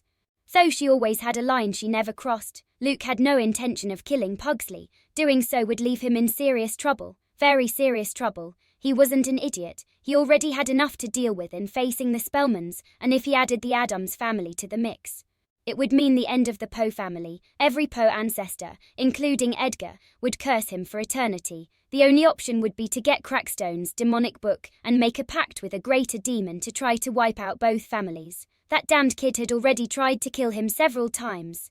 Didn't he have the right to kill him? He did, but it would turn all the Addamses against him. No matter that Wednesday was his girlfriend, even she would turn against him for killing her brother, ending their relationship with him. For this last reason alone, Luke would never kill Pugsley. He didn't want to lose Wednesday. Luke extended his palm toward Pugsley, who was lifted off the ground by an invisible force. Pugsley tried to break free but was powerless against Luke's telekinetic immobilization, now reaching over 5 tons and nearing 6. He could now immobilize a gorgon like Atlas, though it wouldn't be of much use since he'd need to channel all his telekinetic strength to do it, leaving him unable to deliver a strong enough attack to inflict significant harm. Pugsley slammed violently against a tree, feeling pain shoot through his back as he was left floating, immobilized against the tree trunk. Should I leave you in a wheelchair, or maybe a mental attack would be more effective? Luke wondered aloud. If he broke Pugsley's legs, it would be a big trauma. But as an Addams who's endured Wednesday's tortures, he'd probably get over it. With the resources the Addamses have, he might even walk again the same day after taking a potion. Besides, Gomez and Morticia likely wouldn't make much of it, or at least that's what Luke hoped. Pugsley's face turned even paler upon hearing Luke. Although his sister tortured him fairly often, she never went to such extremes. Luke was overestimating the kind of torture Wednesday put Pugsley through, since he'd never actually witnessed it. I suppose I'll go with physical pain, Luke decided after a few moments of contemplation. An extreme mental attack could be very harmful to Pugsley, who had never suffered such damage to his brain. Breaking his leg seemed better. Physical pain he was more used to, or so Luke thought. Pugsley's hopes vanished when he saw Luke extend 2 fingers and slowly begin to close them. He felt a force start to press on his left leg. He never thought his sister's boyfriend was this crazy, although he's not the best one to talk about madman, considering that he had tried to kill him several times, but he figured with Luke's strength and his 3 auras, he should survive. Based on all the rumors he'd heard, Luke was supposed to be strong. With his sister, he always played this way, but she never went to such extremes as to break his legs, and Luke seemed intent on doing it slowly, one leg first then the other, to prolong the pain. Just then Wednesday emerged from a shadow. "Wait, Luke," she said in her usual expressionless tone. She had heard the gunshot and knew her brother was trying something stupid. Fortunately, she arrived in time, otherwise her brother would have experienced a pain he'd never felt. A trauma that, even as an Addams, would be hard to overcome. Luke's gaze shifted to Wednesday, less cold than before. Pugsley stopped feeling the force that was about to snap his leg, and he exhaled in relief, though he was still immobilized. "Give me a reason to stop." "He tried to kill me with a damn sniper rifle," Luke said with a hint of impatience. "Must have been the fault of those 2 idiots," thought Wednesday, glancing briefly at the unconscious bodies of her 2 older cousins. In his attempts to kill, Pugsley never went that far. There was a line he didn't cross. If such a line even existed for attempted murders, Wednesday knew she couldn't explain to Luke that these 2 idiots had goaded Pugsley into doing something so reckless. She knew Luke wouldn't care for that excuse. If she were Luke, she'd do the same, though she wasn't sure she'd go so far as to break her boyfriend's younger brother's legs if he had one in some other reality. Most likely, she would have gone that far. "Do it for me," Wednesday replied, and Luke was surprised by her response. "What if I don't?" Luke asked, his eyes locked on Wednesday's, which were just as unwavering. "There's nothing else I could do. My foolish brother would have to face the consequences of his actions," Wednesday said, with no intention of fighting Luke. She just wanted to stop him so her brother wouldn't suffer, but she felt she had no right to do so by force when it was obvious that Pugsley was at fault. "Sister," Pugsley thought, nearly in tears. He had expected her to summon her Sith and fight Luke to free him. She had always defended him against bullies in the past. After a few tense seconds, Pugsley felt the invisible force disappear, and he fell to the ground. He felt a bit of pain from the landing, but he didn't care. He wanted to thank whoever he could that he wasn't left in a wheelchair. "Sure," Luke clicked his tongue as he turned around. He took off and disappeared from sight, heading toward his car. He still needed to change that damn tire. Wednesday walked over to her brother, who was still trembling. It seemed today's lesson would finally stop him from trying to kill Luke. "You're an idiot. Know your target before you decide to play like that. He didn't grow up with us. He doesn't have the patience to put up with your stupid murder attempts," Wednesday said coldly, then turned and quickly followed after Luke. As for her 2 cousins, they had it coming. Their injuries weren't anything serious by Addams standards, just a few broken bones and some blood. It was like when Luke sparred with Gomez, even he got worse injuries in that match. Using his telekinesis, Luke began changing the tire. Fortunately, the bullet had only hit the rubber, sparing the metal rim, so there weren't any major issues. As he worked, Wednesday emerged from the forest and walked toward him. Looking as pristine as ever, she noticed that Luke was angry, which seemed only natural. "Thank you," Wednesday said curtly, though her tone was sincere. "Why don't you want your brother to suffer the consequences of his actions? You torture him regularly. Don't coddle him too much, or he'll end up hitting a wall one day," Luke said, giving the tire a light kick to make sure it was secured. Wednesday looked at Luke with a strange expression, one she rarely wore. "What exactly were you planning to do to him?" she asked, without addressing Luke's question. "Something simple. Break his legs," Luke replied without hesitation, picking up the sniper bullet that had landed on the ground. "Compared to what he tried to do to me, I think it's pretty merciful. It's true that this time he crossed the line, but that's because of my 2 cousins. They're very unruly and always stirring up trouble," Wednesday began. "By the way, how do you imagine my tortures of Pugsley?" she asked. "Like the ones we do to the gang members," Luke replied, raising an eyebrow, a bit confused by the question. "Those are extreme tortures where we push them to the brink of mental collapse from both physical and mental pain. I'd never do something that intense to my younger brother," Wednesday clarified, realizing that Luke had misunderstood a few things. Luke blinked, his mind trying to process what he'd just heard. What's it, he thought, completely taken aback. So Wednesday actually had levels of torture, depending on the victim. He'd never thought the Addams would be the type to classify pain. Though it made sense, especially if it involved a family member.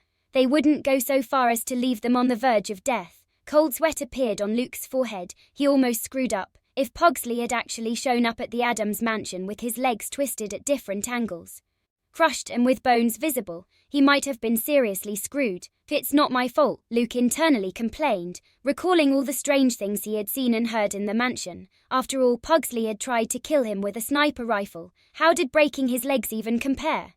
Damn, this family is starting to mess with my perception of reality, he thought, casting a quick glance at Wednesday. Luckily, she arrived in time, even though he wished she'd put more emphasis on protecting her brother, since he had been seconds away from breaking Pugsley's legs. Thanks, Luke exclaimed, placing his hands on Wednesday's delicate shoulders, to which she gave him another strange look. I don't understand why you're thanking me. He deserved what you were about to do to him, Wednesday remarked. She had only intervened because he was her younger brother. But if Luke had refused, she would have let him break Pugsley's legs, as he had every right, after Pugsley's serious attempt to kill him with a sniper rifle. In fact, if Luke hadn't done anything to Pugsley, she would have given her brother a lesson herself. Since his attempt this time had far exceeded previous ones, and had been dangerously reckless, this time it was Luke who gave her a strange look. I don't understand your limits on torture, Wednesday. On one hand, you tell me what I was about to do was extreme.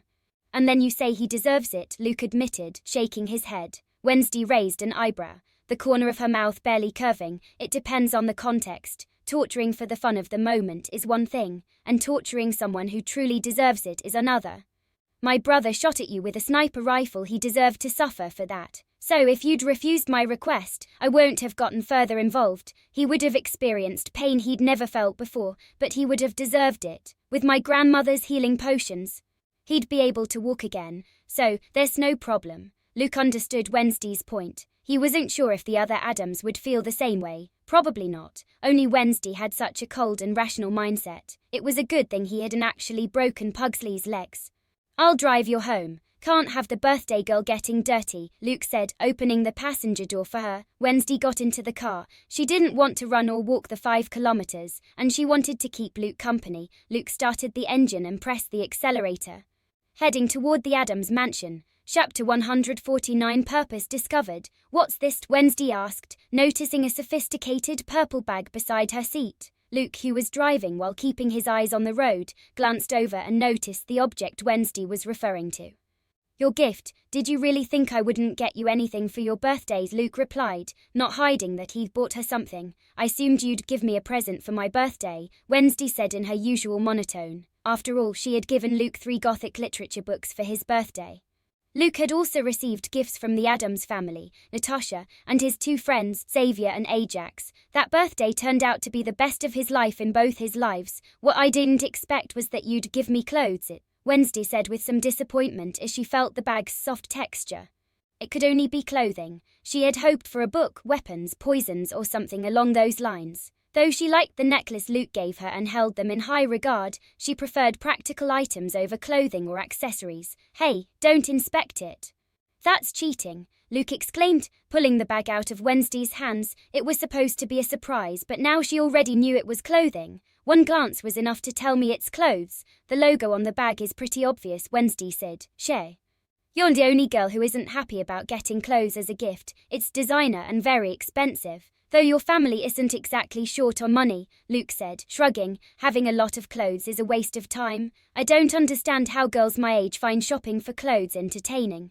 Wednesday said with a slight grimace. Her closet had few different items, with the same piece repeated multiple times. If she wanted, she could fill an entire room with clothes using her family's wealth, but it would be the last thing she'd ever do. I'm sure this outfit suits your taste, Luke said, knowing that Wednesday's entire wardrobe was mainly black, with white as a secondary color. Morticia had once mentioned that Wednesday was allergic to color, which is why her uniform at Nevermore was black instead of indigo, although, he murmured, remembering the dress's length, that was the only difference from Wednesday's usual clothes. What? Wednesday asked, having caught Luke's murmur. Oh, nothing important.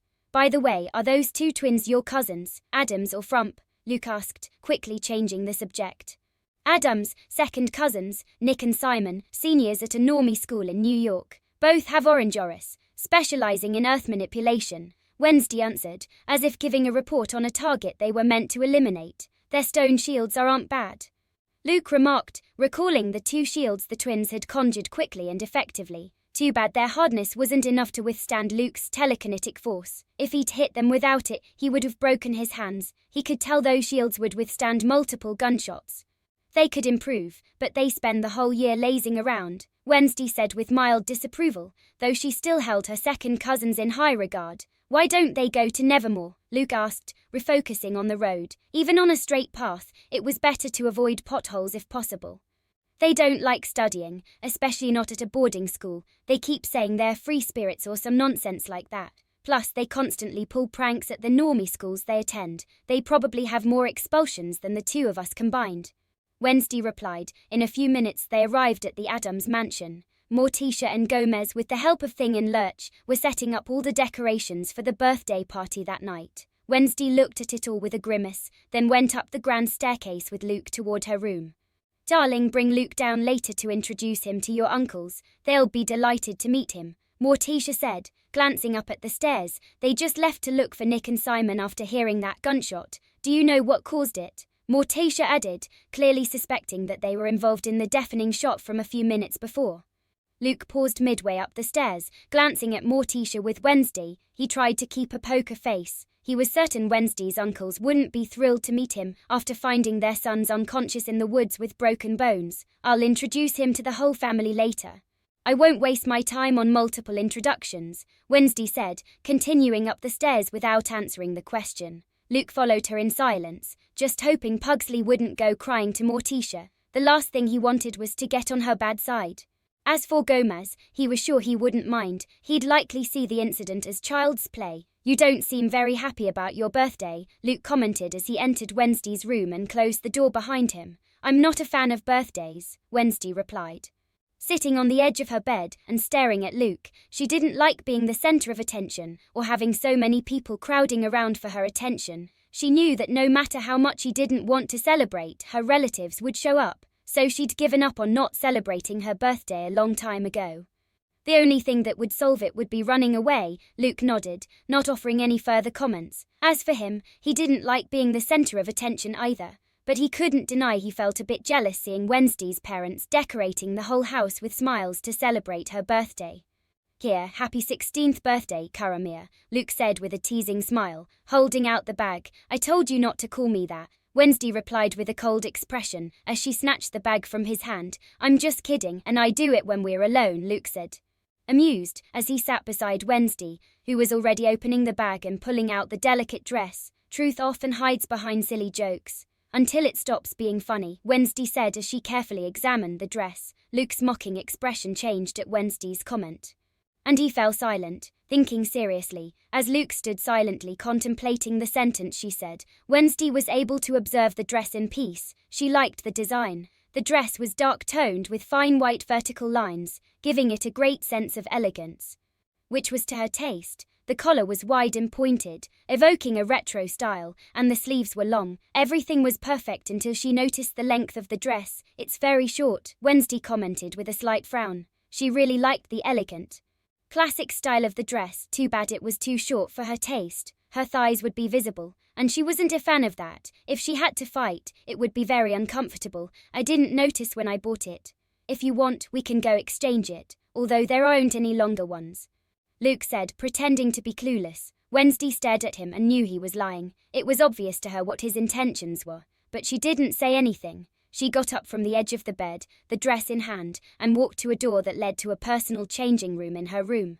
She entered, closed the door, and a few minutes later came out with the new dress on. Luke looked at Wednesday, surprised. He thought she wouldn't wear the dress since she wasn't a fan of changes, but here she was, standing in front of him. The dress was fitted to her body, accentuating her figure and cinched at the waist. Her pale legs stood out more than usual, as they were never visible. Luke couldn't help but stare at them. My face is up here, Wednesday said, walking toward Luke, and with a hand she lifted his gaze to meet her eyes.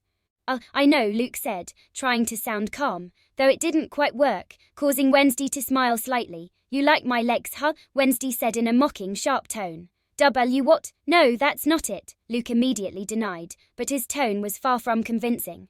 It wasn't his fault. Despite Wednesday's delicate figure, her body was trained to the limit. She was muscular, not a skinny, bony girl. Luke couldn't understand why she made him so nervous about these things. It had never happened with any other girls he met in the past. There hadn't been many, but he wasn't inexperienced. Yet, in front of her, he felt like one. You can look if you want, it doesn't bother me, Wednesday said, sitting next to Luke again on the edge of the bed. Oh, thanks, though I'm your boyfriend, I should have that right.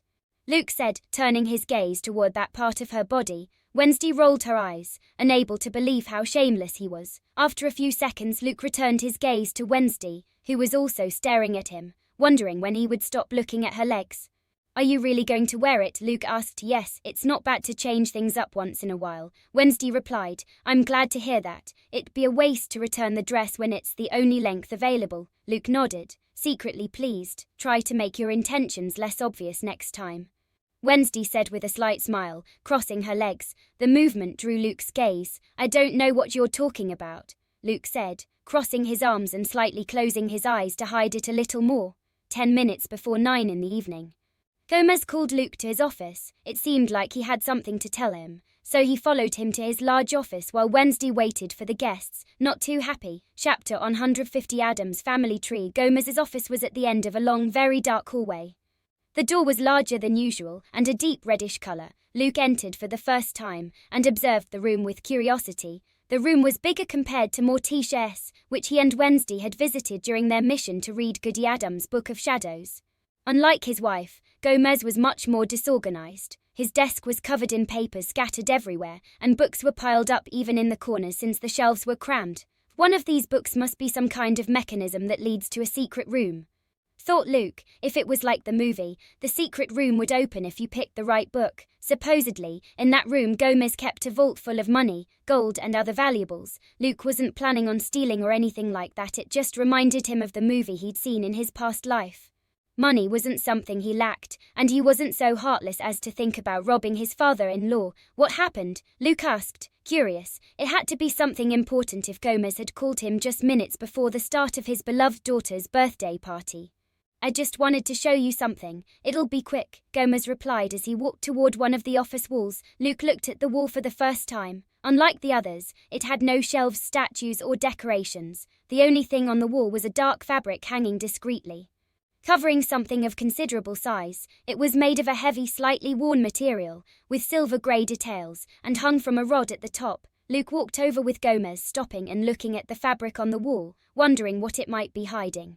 It could be a painting, though he doubted Gomez wanted to discuss art with him. Without wasting time, Gomez gave a quick tug on a side cord, and the fabric lifted and rolled smoothly upward. Before Luke's eyes appeared many faces, both men and women, some adults, others teenagers, and some children. Below each face was the person's name. A family tree, thought Luke, quickly realizing what he was looking at. It was the Addams family tree. Each family member was represented in detailed portraits, with their names carefully written in Gothic calligraphy below their faces. The arrangement formed a structure that descended from the oldest ancestors to the most recent members. Luke examined the tree, his eyes moving up, down, then right, then left. There were hundreds of members in the family, and at the very bottom he could see Wednesday, Pugsley, and Wednesday's second cousins, whom he had met today. Almost at the top was Goody Addams. Although she wasn't the oldest of the Addams, she was close to it. Luke estimated that the Addams ancestors must date back to the 14th or 15th century. Just as Luke was about to ask why Gomez was showing him the Addams family tree, he held because Gomez spoke first. Our founding ancestor had 3 sons. One of them was Abraham Addams. I come from that branch, Gomez said, looking upward, nearly at the very top. Luke followed his gaze to see a bearded man with yellow teeth and a crooked smile. My cousin Octavius is a descendant of Alaric Addams, Abraham's younger brother. Lastly, there's Donovan, the youngest of the 3 brothers. My cousin it is a descendant of him, Gomez continued, as Luke listened attentively and looked at the family tree, wondering if the Poe mansion in Boston had something similar. Alaric Addams had a slight, confident smile. With impeccably groomed hair and beard, he also appeared to be wearing a clean suit, though it was only partially visible. Donovan, on the other hand, looked very peculiar, as he was completely covered in hair. Only 2 small sockets were visible as his eyes. These were the 3 main branches of the Addams family. Luke now understood more precisely how the Addams family was structured, a family of psychics. No book offered clear information on these topics, and Edgar had always been ambiguous, speaking in riddles. From what he knew, Octavius Gomez's cousin was the father of the twins Luke had struck. He hadn't yet met him in person. As for it, he remembered him from the show. It was hard to forget a human covered in hair. By the end of the brief explanation, which lasted a few minutes, Luke had gained a rough idea of how many members currently made up the Addams family. This information was crucial since the Spellmans likely had a similar number of members, perhaps a bit more or a bit less.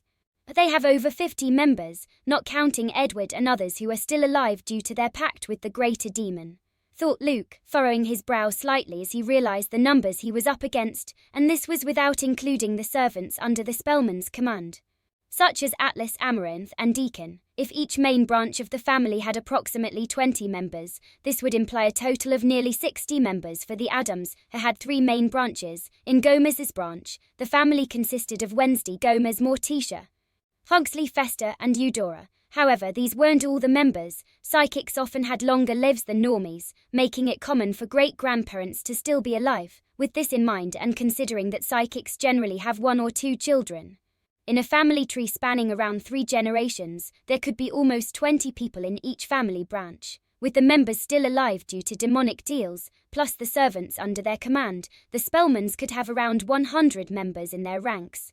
Compared to the Poes, who consisted only of him and Natasha, it was a daunting situation. Maybe it's fewer since they were in a war, thought Luke, trying to be more optimistic. After all, in the war against the Poes, they also suffered losses, the most recent being Sabrina and Sebastian Spellman. Thanks for showing me this, Luke said sincerely. Now he had a rough idea of the Spellmans' strength. More than 50 psychics, that was no small matter. In the fight between Edgar and Edward and Elton, they destroyed a city and it wasn't even their goal. Those were collateral damages. Though they were the strongest psychics of their respective families, it's nothing, Gomez replied with a slight smile, as the curtain covered the family tree once again. After that, they headed to the hall where the celebration and banquet in honor of Wednesday would take place.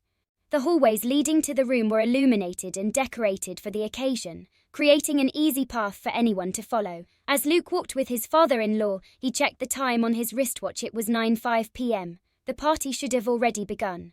So I wonder if he would help me in the war, thought Luke. The person whose help he wanted was Gomez. Their relationship had improved greatly over time. Aside from Wednesday, he spent the most time with Gomez, either training or talking about a variety of topics.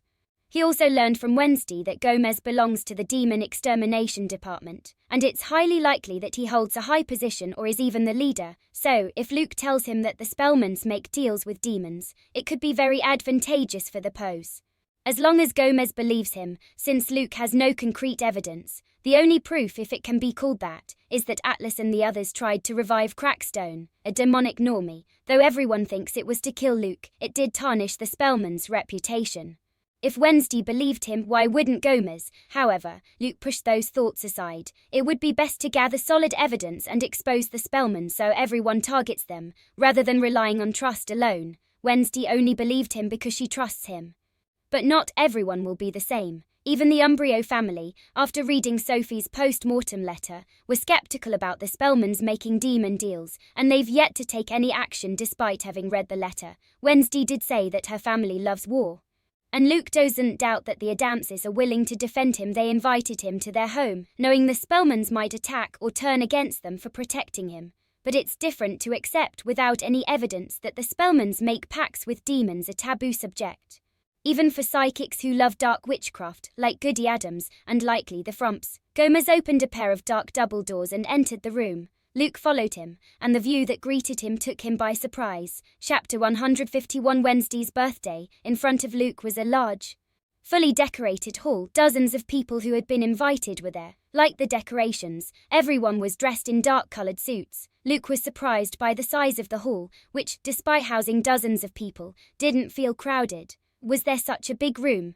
Luke thought with slight surprise. He had thought he'd explored quite a bit of the Addams mansion, but he'd never come across this spacious room before. Noticing the elegant, Gothic outfits all around him, Luke glanced at his own attire and grimaced. He was wearing a simple black hoodie and regular pants. He had completely forgotten to change. Besides, he hadn't expected such formal attire for a birthday. "Don't worry, the Addams don't judge others," said Gomez, giving Luke a gentle pat on the shoulder. They then walked toward a round table with a black tablecloth. where Morticia and Wednesday were standing, talking with some guests. The only one speaking was Morticia. Wednesday stood silently with a blank expression, uninterested in the conversation. "Cousin, it's been so long," Gomez shouted in a deep tone that made everyone turn their heads to look at him. Luke observed Cousin It. Beneath all that hair, there had to be a human body. Unlike his ancestor, it wore round dark glasses and a stylish black hat. It spoke in a cheerful but incomprehensible tone. Gomez and he hugged happily, with Gomez patting its furry back while struggling not to sneeze from all the hair around his nose.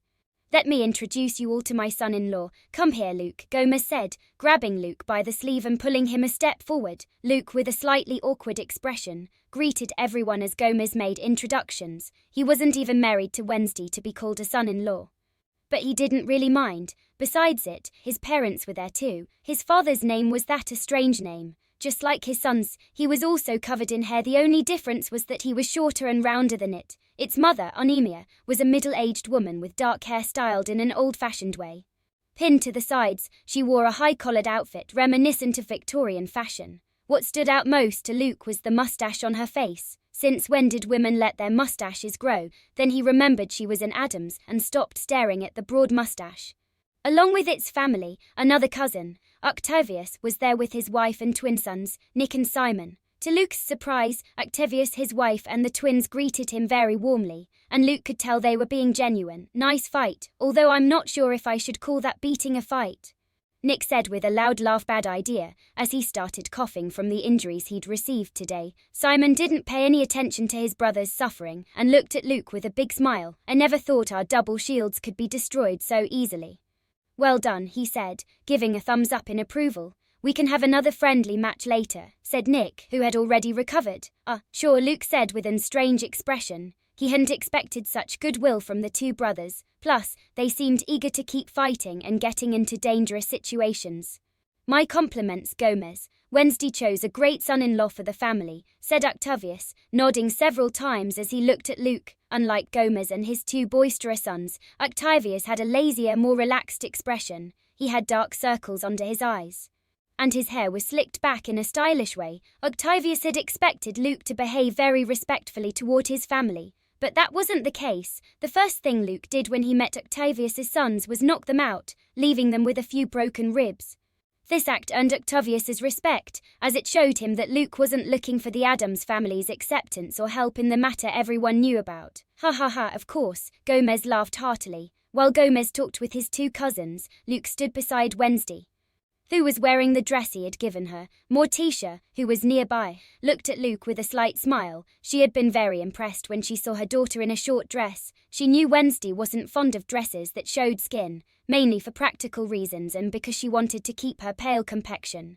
Luke only nodded slightly, not understanding Morticia's half-smile. He thought it might be related to Pugsley, but she didn't seem to look at him with anger or resentment, which was a good sign. He also noticed Pugsley sitting in a chair near Morticia. He was smoking a cigar with a weary expression, his hands trembling and dark circles under his eyes. When he looked at Luke, he seemed to see a demon and quickly looked away. I should make peace with him, Luke thought. He now understood how strange and crazy the Addams family was. He couldn't be angry with a kid raised in this environment, although it didn't change the fact that what he did was dangerous. Besides, Wednesday held Pugsley in high regard, and Luke didn't want to have a bad relationship with someone who mattered to her. "Where did my father take you?" Wednesday asked, looking at Luke. "To his study. He showed me the Addams family tree," Luke replied, taking a glass with a red liquid. He smelled it to make sure it wasn't animal blood or something similar. Once he was sure, he took a sip.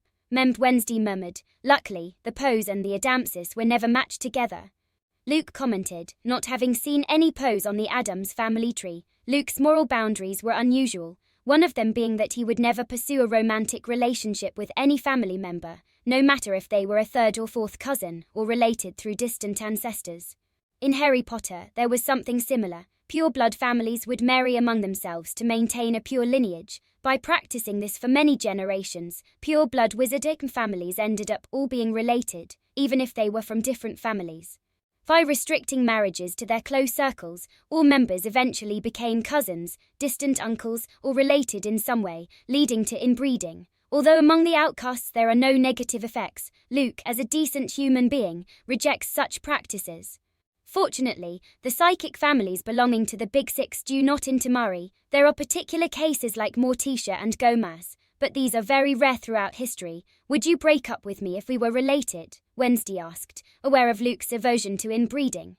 Luke wanted to kick himself for putting himself in this situation. He quickly changed the subject. Will your Uncle Fester be coming? Luke asked, scanning the room for a bald, pale head. In his search, he noticed Natasha talking to a group of elderly women. She looked respectful, but it seemed like she wanted to escape from the strange Addams women who were trying to set her up with their middle-aged single sons. He should, Wednesday replied in an icy tone. Although she tried to sound indifferent, Luke could tell from her tone that she would be upset if the bald man didn't show up on her birthday.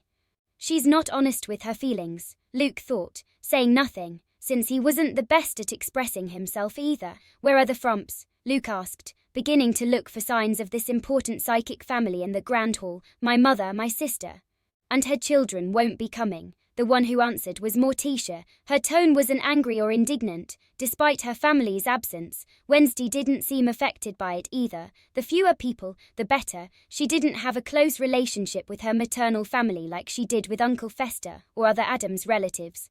Why, do they live very far away? Luke asked. They do live far away, yes, but that's not the reason. My mother is upset because Wednesday chose Nevermore instead of the Dark Arts Academy. Then, when I enrolled Pugsley at Nevermore for the following year, she got even angrier.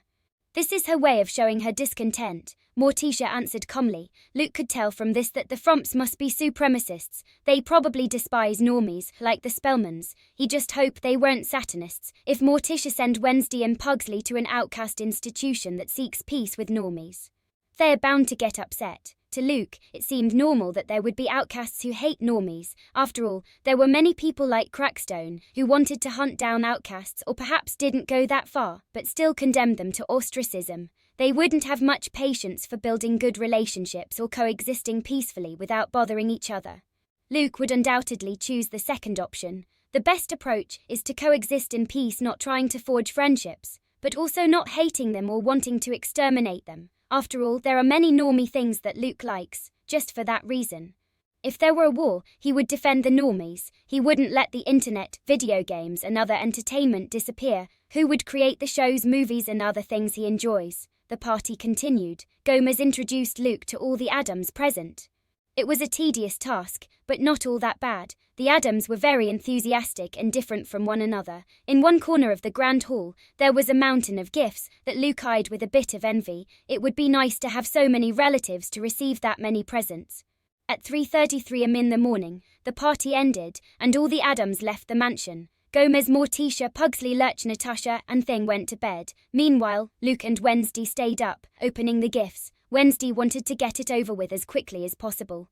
And it was even better with help. Your Uncle Fester didn't come, Luke commented while tearing open some wrapping paper. He found a preserved animal head, a cougar. Each gift he opened was more disturbing than the last. I know, Wednesday said in a dry tone. Luke stopped opening presents and looked at Wednesday, who continued her task without pause, tearing the wrapping paper, examining the gift for a second, setting it aside, and repeating the process. Should I comfort her? Luke wondered, debating whether to continue opening gifts as if nothing were wrong or to do something. He knew Wednesday held her Uncle Fester in high regard, but it was hard to tell if she was affected by his absence tonight. Seconds passed as Luke continued to debate. She's comforted me plenty of times. I can't be such a coward, he thought as he walked toward Wednesday slowly.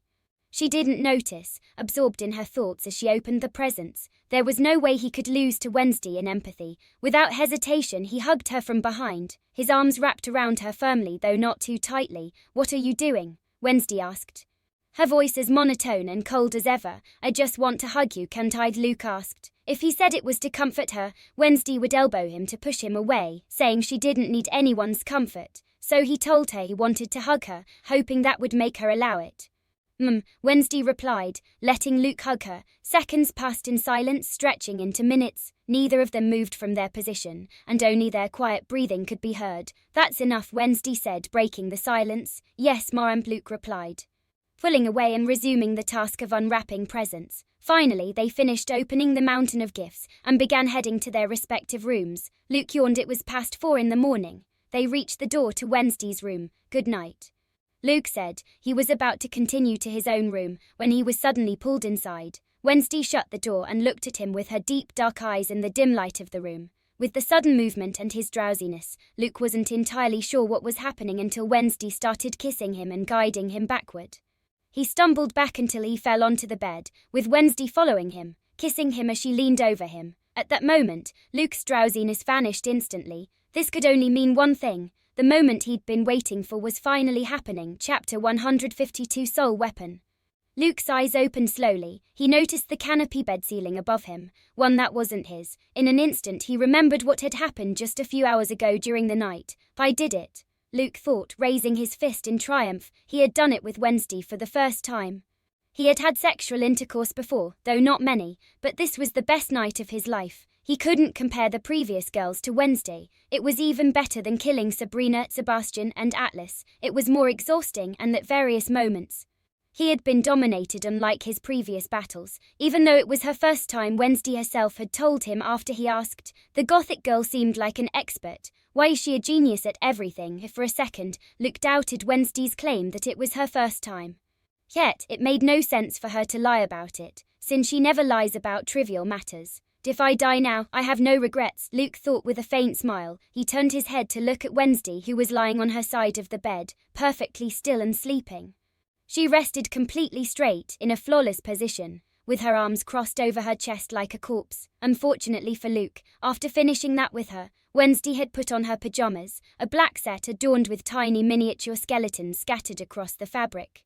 Meanwhile, Luke was shirtless and wearing only boxers. Is she alive? Luke wondered as he slowly leaned closer to Wednesday's face. She was completely still, not a hair moved. Could she possibly have some vampire lineage? Just as he was about to touch her cheek, Wednesday's eyes opened, and she rose robotically, just like a vampire emerging from its coffin. What are you doing? Wednesday asked, turning her head slowly toward Luke, who backed away with a startled expression. Don't scare me like that. I was just making sure you were still alive.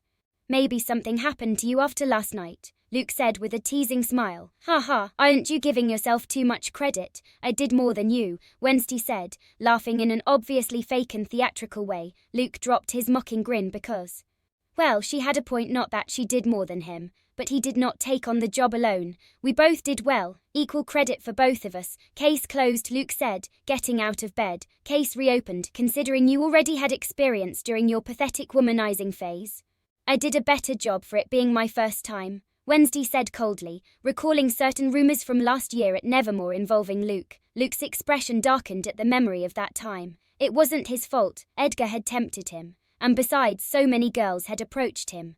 What heterosexual man wouldn't give in under such conditions if he was single? Fine, you win this time, Luke said as his pants flew toward him. It's good you admit it, Wednesday replied, satisfied as she observed Luke's toned, shirtless torso. She noticed small pinprick wounds on his chest, as if someone had pierced him. His blood tastes good, Wednesday thought, glancing at her fingertips. On some of them, traces of dried blood were still visible. By the way, Luke began after dressing, hesitating about whether to ask or not. Finally, he worked up the courage. Did you have a good time? He did have a good time, and from the conversation he just had with Wednesday it also sounds like she enjoyed it. But he wanted to make sure. Yes, Wednesday answered curtly but sincerely. That was enough for Luke. He knew his girlfriend wouldn't lie just to spare his feelings. She was critical of everything and everyone. That's good, Luke said, relieved. See you at breakfast, he added as he headed to the door. It was nearly 2 in the afternoon, but the good thing about the Addams family was that they had breakfast much later than usual. Wednesday's grandmother always prepared breakfast around 2:30, almost 3 in the afternoon. He's already gotten used to grandmother's cooking, Wednesday thought with a barely perceptible smile. Luke reached his room and was about to turn on his MacBook when he received a telepathic message. Go to the forest, away from the mansion. 5 km is far enough. It was Edgar. Luke was surprised by the serious tone in the voice of his great-great-grandfather's ghost. It was rare to hear him sound so grave, and it had been a long time since they had spoken. Since arriving at the Addams mansion, Edgar had rarely left the amulet, and his communication with Luke had diminished significantly. They barely exchanged a few words. At one point, Luke had been angry after learning the truth about his parents, but his anger toward Edgar had quickly faded.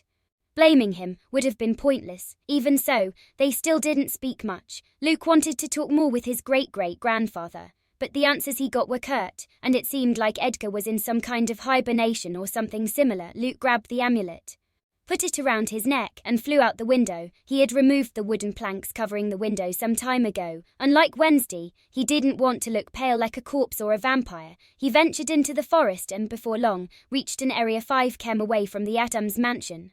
He landed near a tree and told Edgar he could come out. For the first time in a long while, Edgar's ghostly form emerged from the amulet and surfaced again. Edgar didn't mind spending months inside, as he had already spent 13 years trapped, waiting for Luke.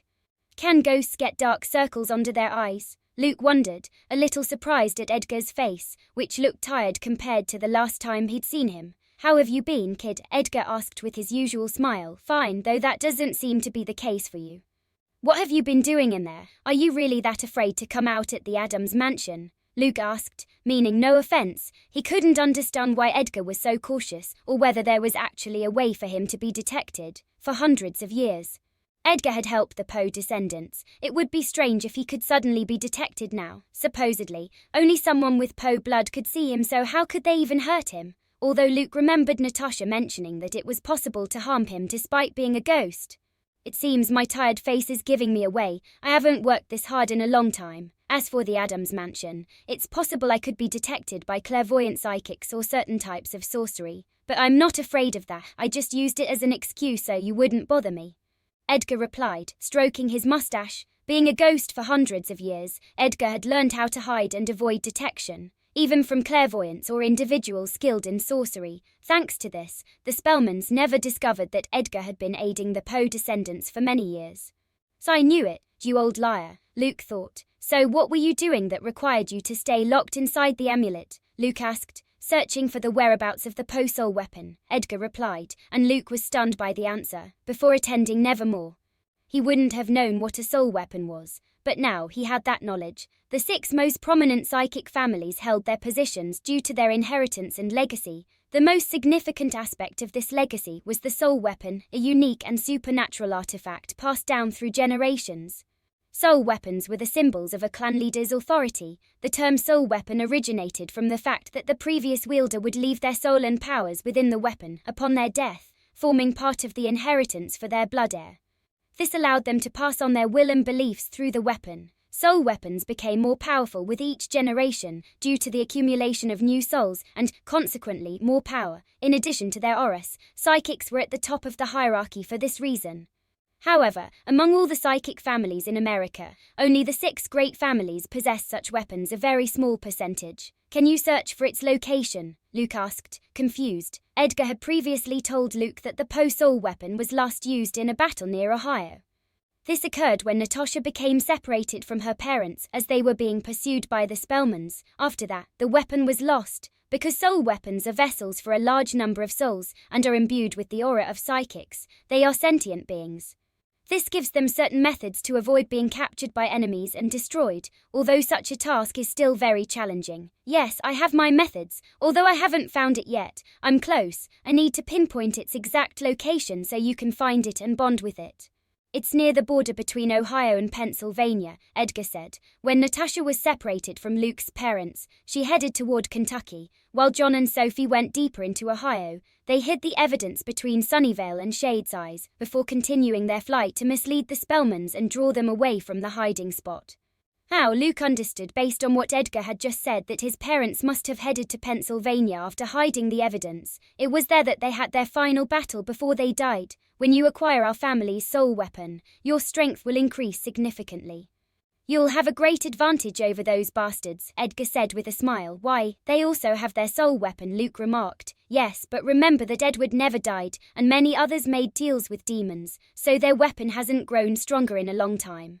On the other hand, our soul weapon has become far more powerful with all the heirs who died in battle and placed their souls within it, Edgar explained. After all, it turned out to be an advantage that Edward and the others were immortal and couldn't enhance their soul weapons. Furthermore, their souls could no longer be placed into their weapon since they had made deals with demons. Luke nodded. The two talked for a while longer. It would be best if Edgar could find the exact location before classes started on September 1st. That way, Luke, Natasha, and Wednesday could head there first before going to Sunnyvale and Shadesize. It would be better for Luke to get his hands on the soul weapon before spending an indefinite amount of time in those two small towns, where their enemies could show up at any moment. However, Edgar wasn't optimistic about this. They might extend their stay at the Addams mansion, but that would require a discussion with Gomez and Morticia. Additionally, they wouldn't want their daughter missing school. After that brief conversation, Edgar returned to the collar to continue his task. Luke didn't have time to talk about what he and Wednesday were planning: stealing the demonic book, reviving Crackstone, and facing him. When he's free, I'll tell him, Luke thought as he flew back to the mansion. The summer break passed faster than Luke would have liked. Finally, August 15th arrived, the day of the lunar eclipse. Chapter 153, Resurrection Ritual. Luke and Wednesday were in a small room with dampness and mold covering the walls. The room was a 4-5 square with a single old wooden door, no windows, and 3 candles faintly illuminating the space. Inside, there were rusty metal shelves holding various objects and dusty books that hadn't been used in ages. In one corner, almost as if forgotten in that dark spot, stood a rectangular horizontal freezer with worn paint and bent corners. On the shelves, the most recent and disturbing objects, free of dust, were 6 cylindrical glass jars of slightly different sizes. Inside each jar was a transparent, viscous liquid that contained human fragments. These were the mutilated parts collected by Luke and Wednesday. 2 jars held different arms, not complete, just a little less than half of the arm along with the hand. 2 others contained incomplete legs, while another held a brain, and the last one, a heart. Wednesday, holding a large suitcase, stepped forward. She began carefully placing the jars into the suitcase, wrapping each one with cloth to prevent them from breaking if they collided. Do your part, Wednesday said. Luke, with a less than happy expression, walked toward the freezer in the corner. He opened it, and a cold breeze wafted out. Inside, resting on a layer of crystalline ice, was a human torso. Its skin, an unhealthy white, was so pale it almost appeared translucent. Luke, without haste, used his telekinesis to lift it out. The torso was wrapped in a strange substance that acted as a preservative. Wednesday's handiwork. I never thought I'd end up doing this, Luke thought as he guided the torso with his telekinesis. He maneuvered it into a large jar filled with liquid and then placed the jar into a large backpack. The backpack's zipper closed on its own. Luke handed the backpack to Wednesday, who slung it over her shoulder. She then passed the suitcase to Luke, who took it in his right hand. After that, they left the room, which was in the underground levels of the Addams mansion, a network of various subterranean chambers. They exited the room and headed outside the mansion in silence. Luke carried the large suitcase, and Wednesday had the backpack on her shoulders. The two walked side by side under the night sky during the eclipse. The eclipse had not yet reached its total phase, the moment when the moon turns its characteristic red hue. It was still in the penumbral phase. The time was 9 p.m. The total phase, when the moon becomes red or blood-like, would occur at 1 a.m. They had time to reach Nevermore and prepare everything. The Addams family always dined very late, round 11 p.m. or even past midnight.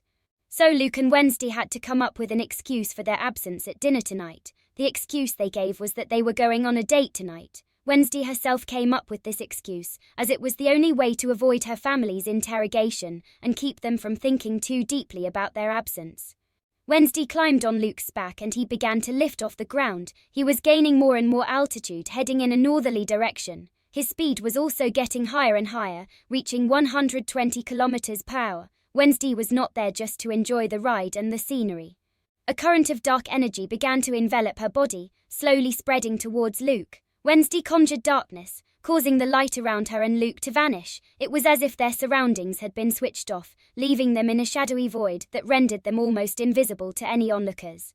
As they flew toward Nevermore, they blended seamlessly into the night sky, leaving no trace behind. This method of travel was very secure, making it nearly impossible for the Spellmans and the Carrier clan to detect them. They had departed the Addams mansion in invisibility mode, flying high above any prying eyes. This travel technique had been developed during their vacation to allow them to move incognito, which would be especially useful for reaching Ohio undetected. As for Natasha, she could reach the destination on her own using her shapeshifting powers.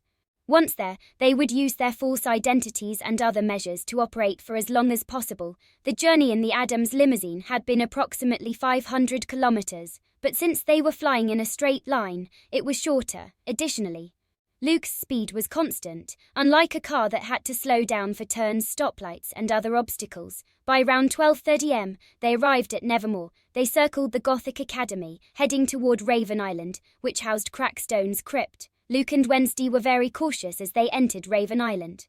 First, Luke scanned the area with his domain, ensuring there was nothing unusual. The authorities, whether from the council or the school, might have placed some kind of protection or alert due to the Spellman attack. Outcasts aren't very careful, Luke remarked as they stepped onto Raven Island. There was nothing out of the ordinary, no protections or anything of the sort. Crackstone's crypt has been there for hundreds of years, and nothing has ever happened. They only think it was used to try to kill you, so they won't waste resources, Wednesday replied through their telepathic link.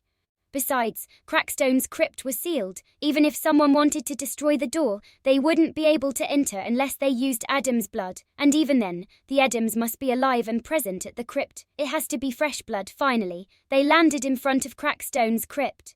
The last time Luke had seen it was during the Poke-Up 2 years ago, where Sabrina and her followers had attacked him. The crypt had an ancient appearance, covered in the island's overgrown vegetation. On either side stood 2 humanoid statues over 3 meters tall.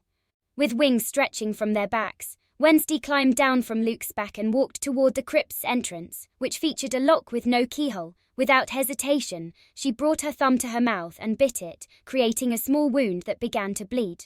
She extended her bloodied thumb toward the lock, letting drops of blood fall onto it. Seconds later, a click sounded, and the lock opened as if by magic. First lock done, thought Luke. Now only the crypt lock remained. He wondered if his telekinetic slash, capable of cutting through mythical bronze, could break the lock. For a moment he thought it might. What kind of lock could withstand that much force? But this crypt had been sealed for hundreds of years. Many must have tried to open it, whether out of curiosity to visit the archenemy of the outcasts, to attempt to rob his tomb, to spit on it, or for other reasons. Yet, no one had been able to break the lock. Wednesday entered, followed by Luke. They were the first visitors to the crypt since Goody Addams had trapped Crackstone in the sarcophagus. Suddenly, as if an invisible spell had been triggered, dozens of candles around the crypt began to light themselves. Freestanding candelabros, some holding 3 candles, others more, were placed throughout the space. In the center of the crypt, on a circular pedestal, rested Crackstone's sarcophagus, surrounded by deeply engraved pagan symbols carved into the stone that supported it. Above the sarcophagus on the crypt's ceiling was a glass panel that allowed moonlight to filter into the room, bathing the sarcophagus in a silvery glow that would soon turn crimson. Luke let out a low whistle as he took in the crypt. The prophecy ended up coming true one way or another. Rowan was right, said Luke with a strange expression. The boy everyone had written off as a madman corrupted by his own powers had in a way been correct. I told you not to take prophecies lightly, Wednesday replied, though she hadn't expected that she herself would end up deliberately reviving Crackstone. Luke placed the large suitcase on the ground and opened it. All the jars containing the mutilated parts were in perfect condition. They hadn't been damaged during the journey, thanks to their careful handling. I've never seen a suitcase this big, thought Luke as he began removing the jars one by one, handing them to Wednesday. She placed them in a circle around the crypt, positioning each one at a cardinal point above the ancient symbols. In total, there were 7 cardinal points to be used in this ritual, and 7 mutilated pieces north, south, east, west, northeast, southwest, and the center the most sacred point where the soul connects with the material realm, according to Goody Addams. No need to draw the pentagram. Your ancestor saved us some work, commented Luke, noticing that the circular pedestal already had a pentagram with the corresponding arcane symbols engraved in the stone. Yes, maybe she hoped that after hundreds of years, an Addams would finally manage to kill Crackstone permanently. Said Wednesday, though she wasn't entirely sure why the pentagram was carved into the pedestal in the first place. Better for us, Luke replied, starting to stretch. Wednesday gave him an odd look. What? We're about to face a demonic normie. I need to be ready, said Luke, preparing himself for the battle. He intended to take it very seriously. The quicker they finished, the sooner they could escape. Our outcast bodies don't need stretching. We're always ready for combat, said Wednesday. In 10 minutes, the moon will turn red. We need to kill Crackstone as quickly as possible. Stick to the plan, Wednesday said, glancing at a small watch on her wrist. Luke nodded. Do you remember the spell to revive him? Luke asked. Wednesday nodded in response. She had to recite a spell in Latin after unlocking the blood seal that kept the sarcophagus sealed. The two waited in silence until, at one moment, the light filtering through the glass panel shifted from silver to crimson, bathing the sarcophagus in red. "Writ time," thought Luke. Chapter 154, Crackstone Eye. The sarcophagus of Crackstone was illuminated by the reddish light streaming through the glass panel on the crypt's ceiling. Wednesday gazed at the vertical face of the sarcophagus. There, a medium-sized circle featured an ancient ship and, beneath it, the name Joseph Crackstone. Using a small knife, she made a shallow cut on the palm of her hand. Her expression remained impassive, despite the wound. Without hesitation, she placed her bloodied palm on the circle. The circle lit up with a blood-red glow, appearing to absorb the blood from Wednesday's hand. For the first time, her face twisted in pain, and she clenched her teeth. It was a new and deeply unpleasant sensation. After a few seconds, she could bear it no longer and pulled her hand away from the glowing circle, unwilling to let it drain all her blood. Luke was surprised to see Wednesday showing so many expressions in mere seconds, especially pain. Her tolerance for pain was remarkably high. A clicking sound echoed through the crypt. The massive lock sealing the sarcophagus released its first layer of security. The second step remained to fully open it. Wednesday, her grimace of pain gone, stood upright again and fixed her gaze on the sarcophagus. She began to recite the resurrection spell, written in Latin. Her monotone, emotional voice, combined with the gloomy atmosphere of the crypt and the reddish light filtering through the glass panel, created a chilling scene, like something out of a horror movie. Luke wasn't idle. His right palm was already raised, concentrating a tremendous amount of telekinetic waves that caused distortions in the air around him. When the spell was finished, silence enveloped the place. The only sound was the hum of vibrating air near Luke's palm. Suddenly, the arcane symbols hidden beneath the jars containing mutilated body parts began to light up one by one. As the final symbol illuminated, a thunderous noise shattered the silence, and flashes of lightning momentarily lit the chamber. The blood-stained circle from Wednesday's hand began generating electricity, which surged toward one of the jars. The jars didn't have ordinary lids. Each lid consisted of a series of stacked discs, gradually increasing in size, forming a stepped spiral upward and ending in a small sphere at the top. The electricity flowed into the first jar, traveling up the lid and making the metallic discs glow one by one before leaping to the next jar, like a sequence of energy-charged pulses. In less than 5 seconds, all the jars formed a kind of electric circle with the sarcophagus at its center. Afterward, a dense cloud of black smoke began seeping through the small cracks in the sarcophagus. The dark mist coiled around, wrapping itself around the coffin. Suddenly, the sarcophagus's lock shattered with a deafening crack and lightning streaked across its lid, blasting it off with violent force and causing it to crash to the ground with a loud thud. The unleashed energy made the air tremble, and the black smoke slowly dissipated, revealing a figure inside. Amid the sparks and flashes of lightning, the person within the sarcophagus opened their eyes and sat upright. Their look was one of initial confusion, but quickly their eyes adjusted to their surroundings. He rose from the sarcophagus, feeling a great thrill run through his body. At last, he had resurrected. At last, he had been freed from that infernal torment. Goody Addams. Crackstone remembered, his eyes filled with hatred. That outcast had been the cause of his torment, the reason his soul had twisted in agony for hundreds of years. Thanks to the demonic powers of the book and his overwhelming hatred, he had not lost his mind. Instead, his desire for revenge against Goody Addams and outcasts in general had only grown, fueling the flames of his hatred. Luke and Wednesday watched as Crackstone emerged from the sarcophagus, his movements stiff and tense from the long slumber. Neither of them paused to study the normie's appearance nor attempted to engage him in conversation. They knew there was nothing to negotiate. During the ritual, while Wednesday recited the resurrection spell, Luke had been silently building up energy, preparing a powerful telekinetic slash in his palm. With his hand open and outstretched, he concentrated a tremendous amount of telekinetic waves, holding the energy under absolute control for over a minute, ready to release it at the precise moment. Taking advantage of Crackstone's distraction, Luke unleashed his attack. A burst of telekinetic energy erupted from his hand in a sharp slash, traveling as a visible wave toward his enemy. The vibrant blast reverberated through the crypt as it surged with unstoppable force toward Crackstone. Wednesday also attacked. She condensed a spear of darkness and hurled it with all her strength at Crackstone, aiming for his heart, though who knew where it might be. He was no longer an ordinary human. To their surprise, Crackstone managed to react to the impending lethal assault. With a guttural roar, the demonic normie raised his hands, and a surge of flames erupted from his palms, conjuring a blinding circle of fire that shielded him from both attacks. Wednesday's spear of darkness failed to pierce Crackstone's circle of fire. However, the same could not be said for Luke's telekinetic slash. His condensed telekinetic waves were capable of slicing through mythical bronze, and this time he had concentrated them for over a minute. The fire shield was not enough to stop his slash, which tore through the flames with relentless force, catching Crackstone off guard. The telekinetic slash struck him, slicing cleanly through part of his torso and leaving an open wound that emitted dark smoke. Crackstone staggered and grimaced in pain, his expression quickly morphing into fury. Luke also grimaced, frustrated that his attack hadn't bisected Crackstone. He noticed how the cursed normie had shifted a few centimeters to the right, causing the strike to only sever part of his torso.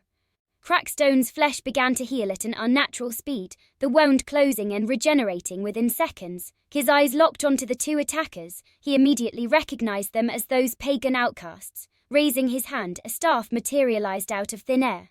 Wasting no time, Crackstone swung his staff, unleashing an explosion of fire that filled the crypt, consuming even himself. The flames expanded in all directions, transforming the air into a blazing inferno. The ground began to quake, and the stone walls groaned under the pressure of the intense heat.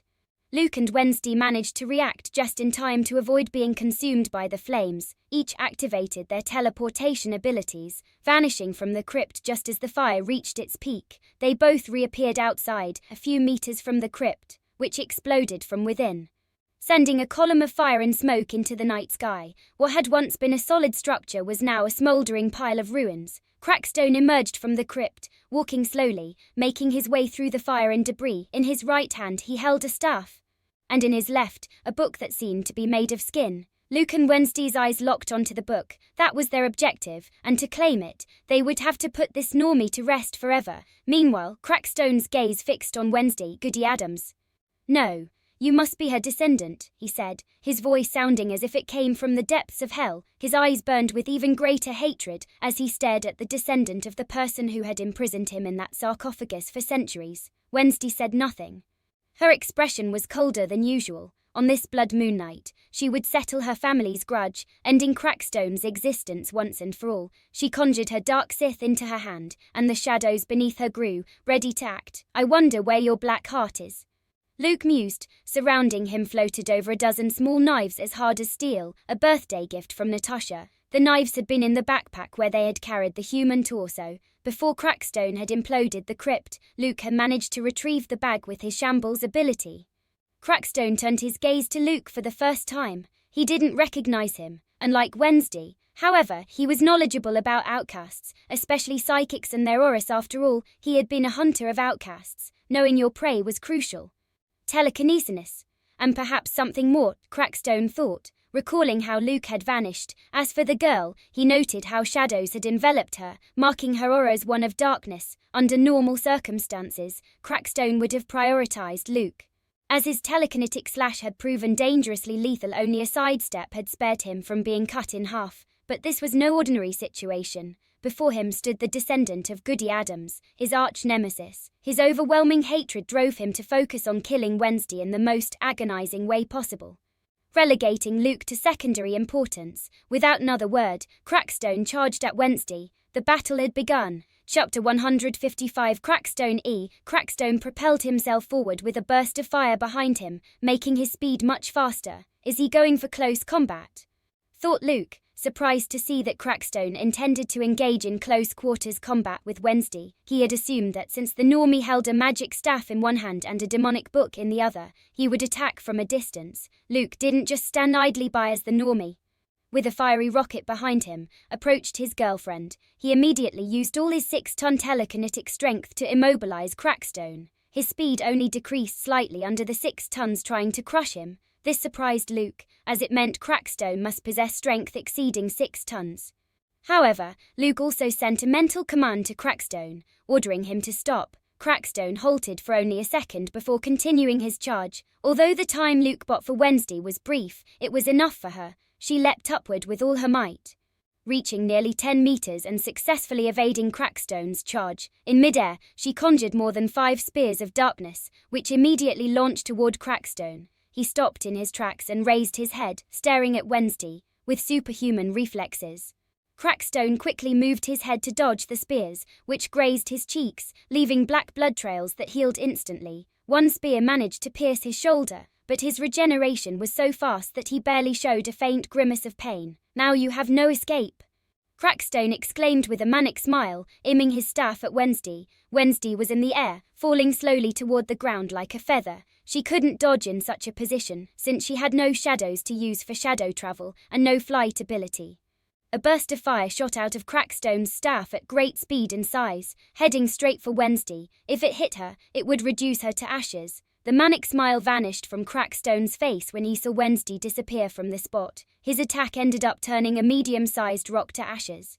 It must have been the other psychic's doing, thought Crackstone, frowning slightly. Wednesday had already communicated telepathically with Luke, instructing him to use shambles on her after she jumped and attacked Crackstone. Otherwise, she would never have risked such a precarious position. Luke had already launched a dozen small knives at Crackstone at maximum speed, surpassing that of an average bullet. However, to Luke's surprise, Crackstone, with superhuman agility, dodged the first few knives headed toward him. He moved with speed and precision. As if he could predict their trajectory, using his staff to conjure fire would have taken too much time. When the final knife approached his face, Luke smirked slightly and activated shambles, swapping places with the knife. In the blink of an eye, his body teleported in a flash, leaving the speeding knife behind and instantly appearing right in front of Crackstone. In a fluid motion, Luke delivered a knee strike directly to the enemy's head with devastating force. The only downside was that he couldn't concentrate large amounts of telekinetic waves in his knee. But it was still a blow stronger than usual. Due to the speed of the attack, Crackstone was forced to take the hit. Luke's knee smashed into his face, breaking his nose, but his demonic resilience held firm. Instead of being knocked down, Crackstone's head remained as steady as a rock. He planted his feet on the ground with such force that the earth beneath him cracked and sank. His durability and accelerated regeneration allowed him to withstand the blow, and he smiled menacingly. "This is not good," thought Luke, before he could retreat. Crackstone extended his hand with lightning speed, grabbing Luke by the shirt. Infernal flames erupted from Crackstone's hand, enveloping Luke in searing heat, burning his flesh and charring his body in seconds. The smell of burnt flesh filled the air as Crackstone grinned, revealing his rotten green teeth. But just as Luke's charred figure collapsed, something strange happened. The corpse began to disintegrate, transforming into thousands of black crows that swarmed toward Crackstone, obscuring his vision. "Get out of my sight." "Vile creatures," Crackstone shouted, slamming his staff into the ground and conjuring flames that incinerated all the crows, making them vanish. As his vision cleared, he saw Luke and Wednesday standing a short distance away, attacking from both flanks. Luke, concentrating his telekinetic energy, channeled waves into his right fist, causing the air around it to vibrate. He launched his fist toward Crackstone's right side. At the same time, Wednesday summoned a massive hammer of darkness, its surface twisted and pulsating with sinister energy, which struck from the opposite flank. Just before the impact, Luke sent a direct mental command to Crackstone, ordering him to stay still. It lasted only a brief second, but it was enough for their combined attack to land. Luke's telekinetic punch struck with surgical precision on Crackstone's right side, while Wednesday's shadow hammer crashed in from the left. The concentrated energy of both attacks fused at the center of his abdomen, generating a shockwave that made the ground beneath them tremble, unable to withstand the force of the simultaneous strikes. Crackstone was sent flying like a ragdoll, his body spinning through the air as he was hurled backward at a brutal speed. He smashed through several trees along the way, each exploding into clouds of splinters and leaves as his body collided with them. The trunk shattered and fell in his wake, leaving a trail of destruction as Crackstone continued to be flung through the air. Finally, his forced flight ended when he crashed into a massive trunk, which barely managed to stop his momentum. Collapsing into a pile of rubble and dust, Luke and Wednesday stared at the spot where Crackstone had been launched. Their faces showed no hint of triumph from landing the attack and sending him flying. A normal opponent would have been left half dead at best if not outright killed, but Crackstone was far from normal. His demonic regeneration was far too rapid, even faster than that of the werewolf from the Carrier clan that Luke had previously faced. Moreover, his reflexes and speed were incredible, surpassing their own. They had only managed to land a hit because they attacked 2-on-1, using teleportation and illusions to their advantage. Damn it, his face felt like it was boiling, Luke complained. Looking at the knee he had used to strike Crackstone's face, there was now a hole in his pants right over his knee, revealing burned skin beneath. It wasn't too serious, but it hurt. Behind them, the fire Crackstone had unleashed since his revival burned fiercely.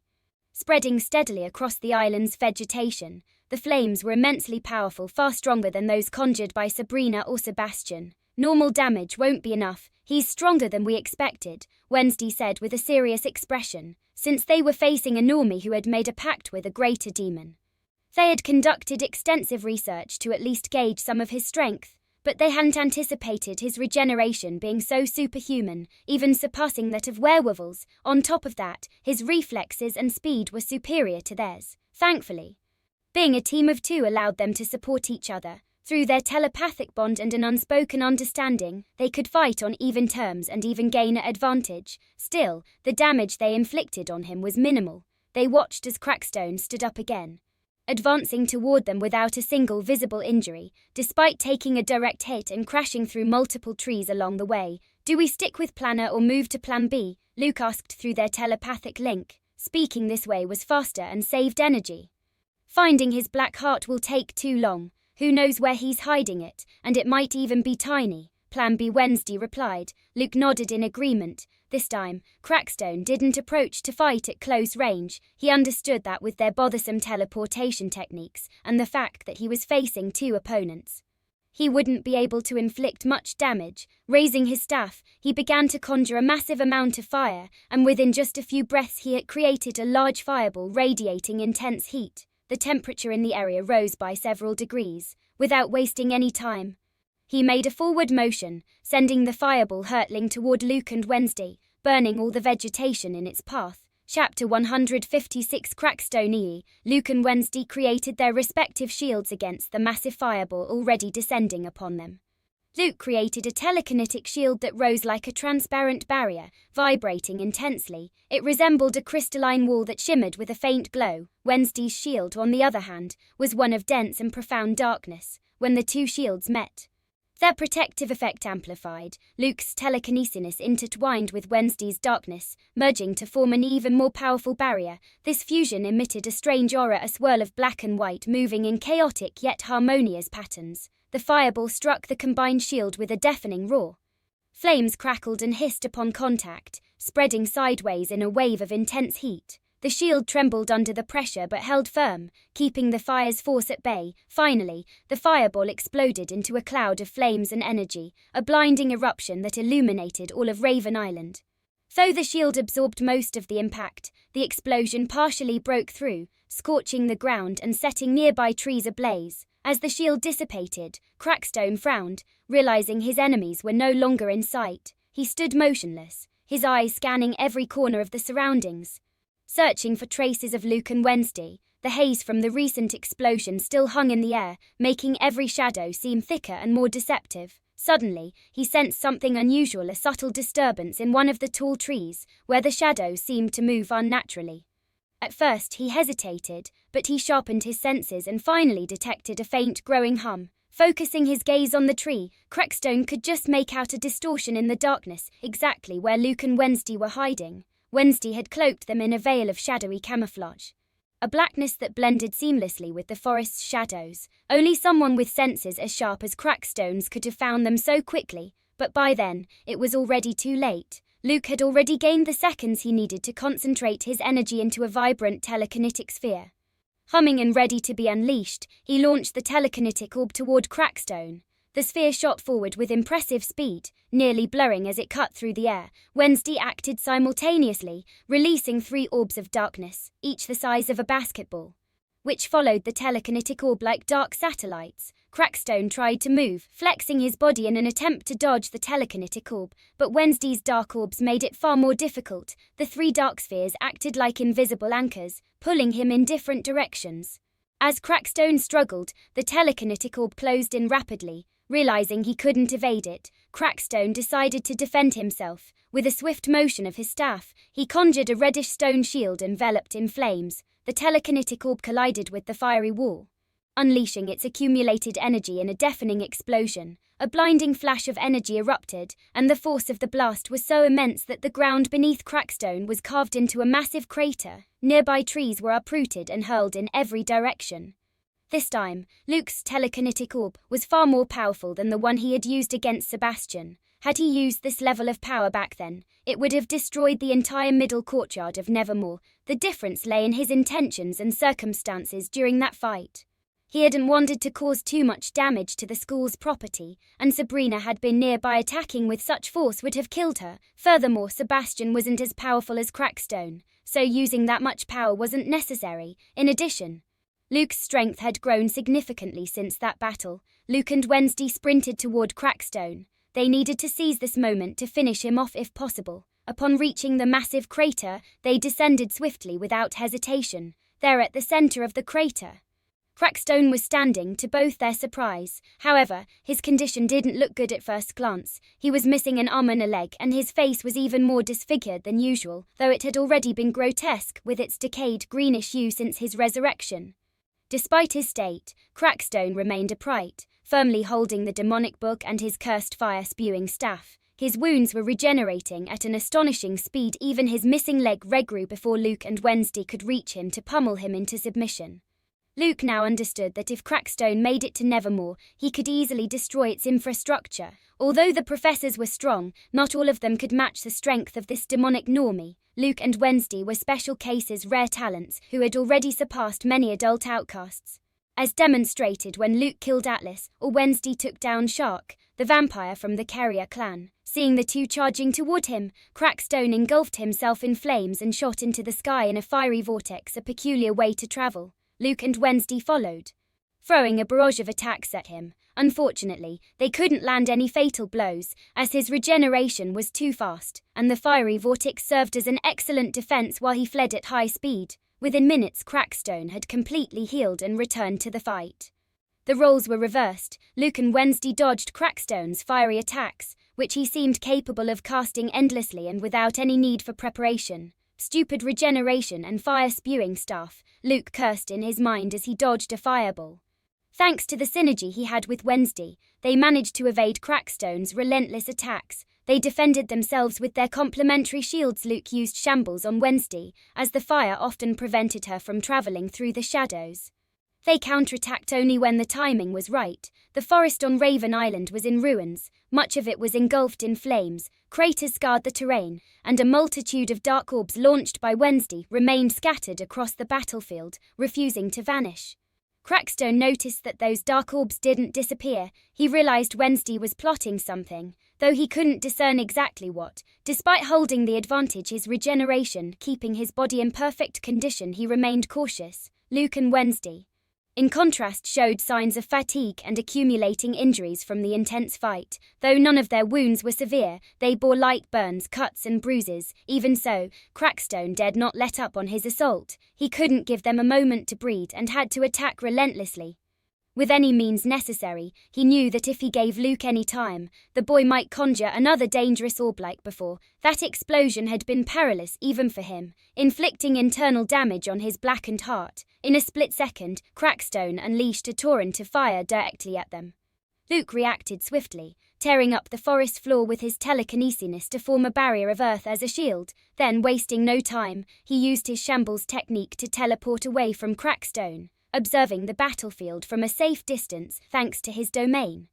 Crackstone wanted to seek him out immediately, knowing Luke was likely conjuring another telekinetic orb to hurl at him, but Wednesday wasn't going to let that happen. With a simple gesture of her hand, the dark orbs scattered across the battlefield began to emit an intense gravitational pull, their combined influence dragging Crackstone toward a central focal point. "Awake, Crow," Wednesday murmured in her monotone, icy voice. The giant crow came to life once more, resurrected from her last battle against Sabrina. Its eyes gleamed with malice as they fixed on Crackstone. It immediately recognized that this opponent was far more powerful than the shrieking, whiny girl it had faced before. This time, the crow didn't speak, it acted. From its massive shadowy body, 4 tentacles shot out, lunging for Crackstone's arms and legs.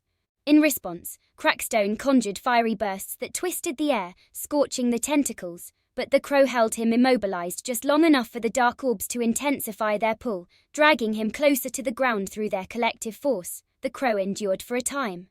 But eventually, Crackstone managed to incinerate it completely, reducing it to a cloud of dissipating darkness. Wednesday coughed up blood but ignored the pain. Placing her hands on the ground, she sent shadows spreading toward Crackstone. He had no time to react before they coiled around his feet like roots, pulling him in the opposite direction of the dark orb's gravitational pull. His feet slid, his legs losing their grip on the ground, and he stumbled awkwardly before finally crashing to the ground with a resounding thud. Crackstone's fury surged as he tasted dirt, his rage amplifying further with the indignity of the fall. "Damn descendant of Goody Addams, trying to humiliate me." Crackstone fumed internally. He couldn't fathom why she would bother making him trip. All she needed to do was keep him in one place so he couldn't dodge the telekinetic orb.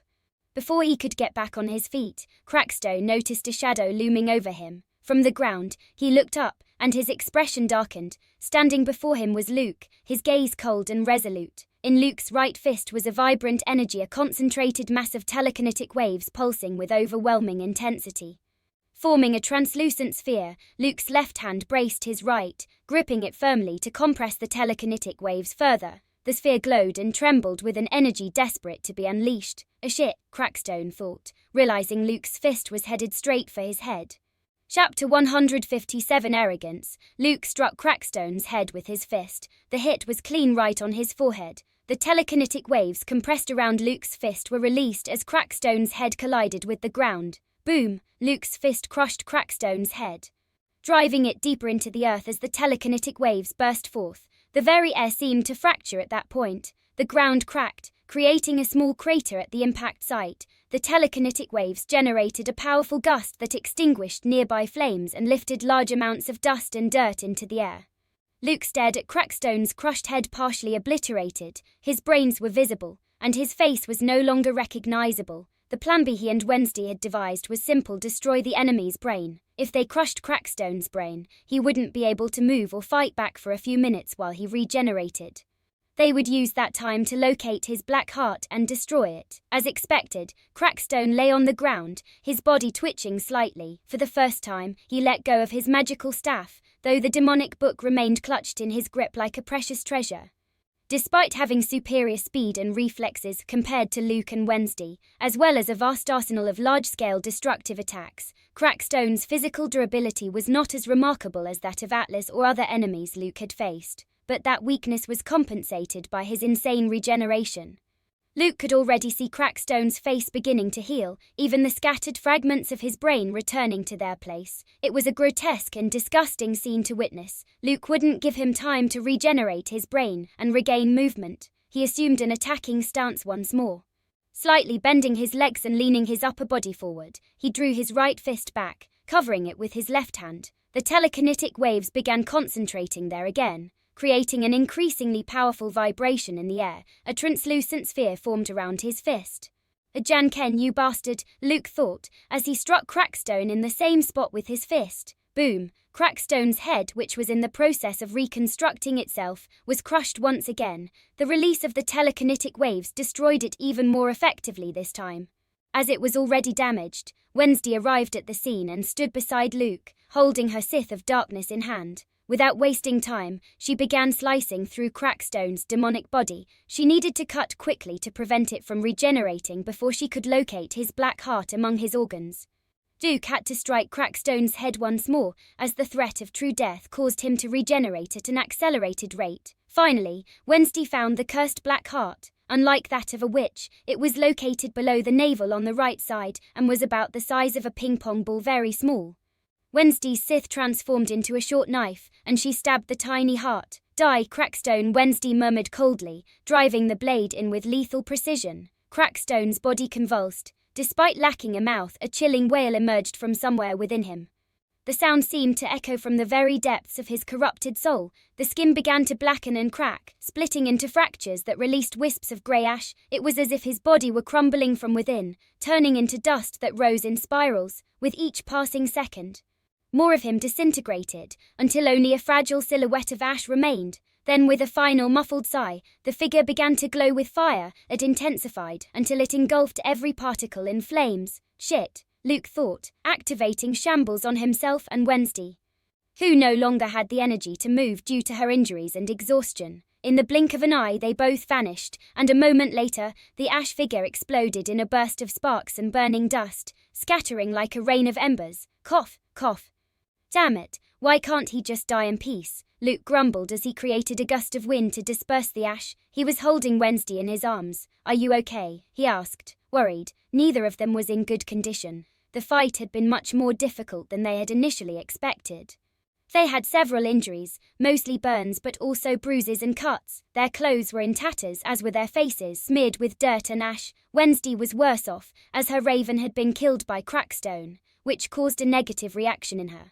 Given the raven's connection to her, I'm fine, Wednesday said with some difficulty, trying to stand up, only to cough up blood at that moment. Don't push yourself, Luke said, looking at her with concern. Where's the book? Wednesday asked, ignoring her condition.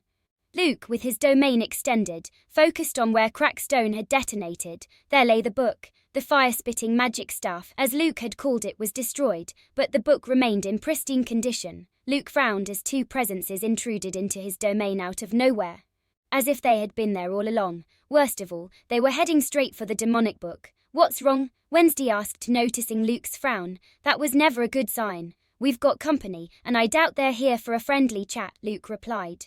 He watched as the intruders entered the crater where Crackstone had died. One of them grabbed the demonic book and began retreating rapidly, moving away from them. Luke wanted to chase the damn thief, but he didn't have the energy for it. Besides, the other figure was heading straight toward them. Where did they come from? Luke and Wednesday wondered. They had been extremely cautious when entering Raven Island. They had even flown in camouflaged from Addams Manor. It seemed impossible for anyone to have discovered them. What's more, Luke hadn't detected these two figures with his domain. But there were techniques that allowed individuals to remain unnoticed, even within his domain, like Wednesday's camouflage to some extent. His domain wasn't infallible. If they stole the demonic book, it means they knew it was there. That can only mean one thing, Wednesday said, standing up with Luke's help. The Spellmans, Luke said grimly. Only they would know the demonic book had been collecting dust in Crackstone's tomb. Less than 2 minutes later, they saw a figure running toward them. It stopped about 10 meters away. It was a short, stout, middle-aged woman. She had a broad, flabby face, a short neck, and bulging eyes. Her blonde hair barely reached her nape, cut short in a practical style. She wore an elegant, muted pink suit and glittering rings on every finger of her hands. Dolores Spellman, Luke remarked, stepping forward. He needed to get Wednesday out of there. Oh, so you know my name, said the woman in pink, her watery voice accompanied by a smile that didn't reach her eyes. She stared at Luke with chilling coldness and an unmistakable murderous intent. Of course I know you. You're Sebastian and Ingrid's mother, Luke said with a smile. I'd recognize the mother of some old friends anywhere. Natasha had shown him a photo of Dolores. It hadn't been difficult for her to acquire a picture of Elliot Spellman's wife. Dolores' icy gaze didn't waver, but Luke's words had clearly struck a nerve. Even so, she managed to control her anger, masking it behind a stoic facade. I never thought you'd go through the trouble of reviving Crackstone. What a stroke of luck for me. You've done me 2 favors. Dolores said with a distasteful little laugh. The first favor was reviving Crackstone, killing him, and leaving her the demonic book on a silver platter. The second was delivering Luke to her in such a pitiful state. The battle with Crackstone had taken its toll on both Luke and Wednesday. He wouldn't be able to escape, and killing him would be all the easier for her. Everyone will think you died heroically, taking down Crackstone, the arch-enemy of our community, Dolores continued, a wide smile oozing mockery. To Dolores, Luke and Wednesday had come to kill Crackstone to put an end to the grudge between the Addams family and Crackstone, Luke helping his girlfriend. She didn't realize they were aware of the demonic book and that it was their true objective. If she had known, she would have mocked them mercilessly for their arrogance in assuming the Spellmans wouldn't have the place under surveillance. It was only logical to guard a site housing a demonic book. Essentially, they had walked straight into this dangerous situation without considering such a likely possibility, and now both of them understood their mistake. They had been far too arrogant. If Elliot doesn't have demonic powers, she probably doesn't either. Her strength must be less than Crackstone's, maybe a step below, but still stronger than Atlas, Luke thought, pushing his brain to its limits in search of a way to survive. He had never been in such a perilous situation before. Wednesday, too, was racking her brain for a way to get out alive. As for killing Dolores, she saw it as nearly impossible given their current condition. Why were you keeping Crackstone's tomb under surveillance? Luke asked, trying to buy time to recover some energy. He already knew the answer, but Dolores assumed they didn't. That's none of your concern, Dolores replied with disdain. Without another word, the short woman bent slightly, channeling all her strength into her calves. In an instant she launched herself toward Luke and Wednesday with blinding speed, far beyond what even a typical outcast could achieve. A green aura, Luke thought. Before Dolores could reach them, Luke extended his hand toward Wednesday, who widened her eyes in shock at his sudden action. She knew exactly what he was doing. Luke, don't. Before she could finish her sentence, she vanished from the spot. Chapter 158 Survival. After teleporting Wednesday away with Shambles, Luke found himself face to face with Dolores, her expression cold and brimming with murderous intent. Her bony fist, adorned with rings, swung toward his head. Luke crossed his arms in an X shape to shield himself and created a telekinetic barrier as quickly as he could. When Dolores' fist struck the barrier, it shattered instantly and continued its path toward Luke. Pum! The fist collided with Luke's arm, sending him flying dozens of meters backward. As he soared through the air, Luke managed to use his telekinesis to slow his momentum just slightly. He crashed into a tree, and thanks to his efforts he didn't break it, but he felt a sharp pain in his back. Cough, cough. Luke spat blood. He was sure he had broken a few ribs. He noticed the imprint of Dolores' rings embedded in the skin of his left forearm.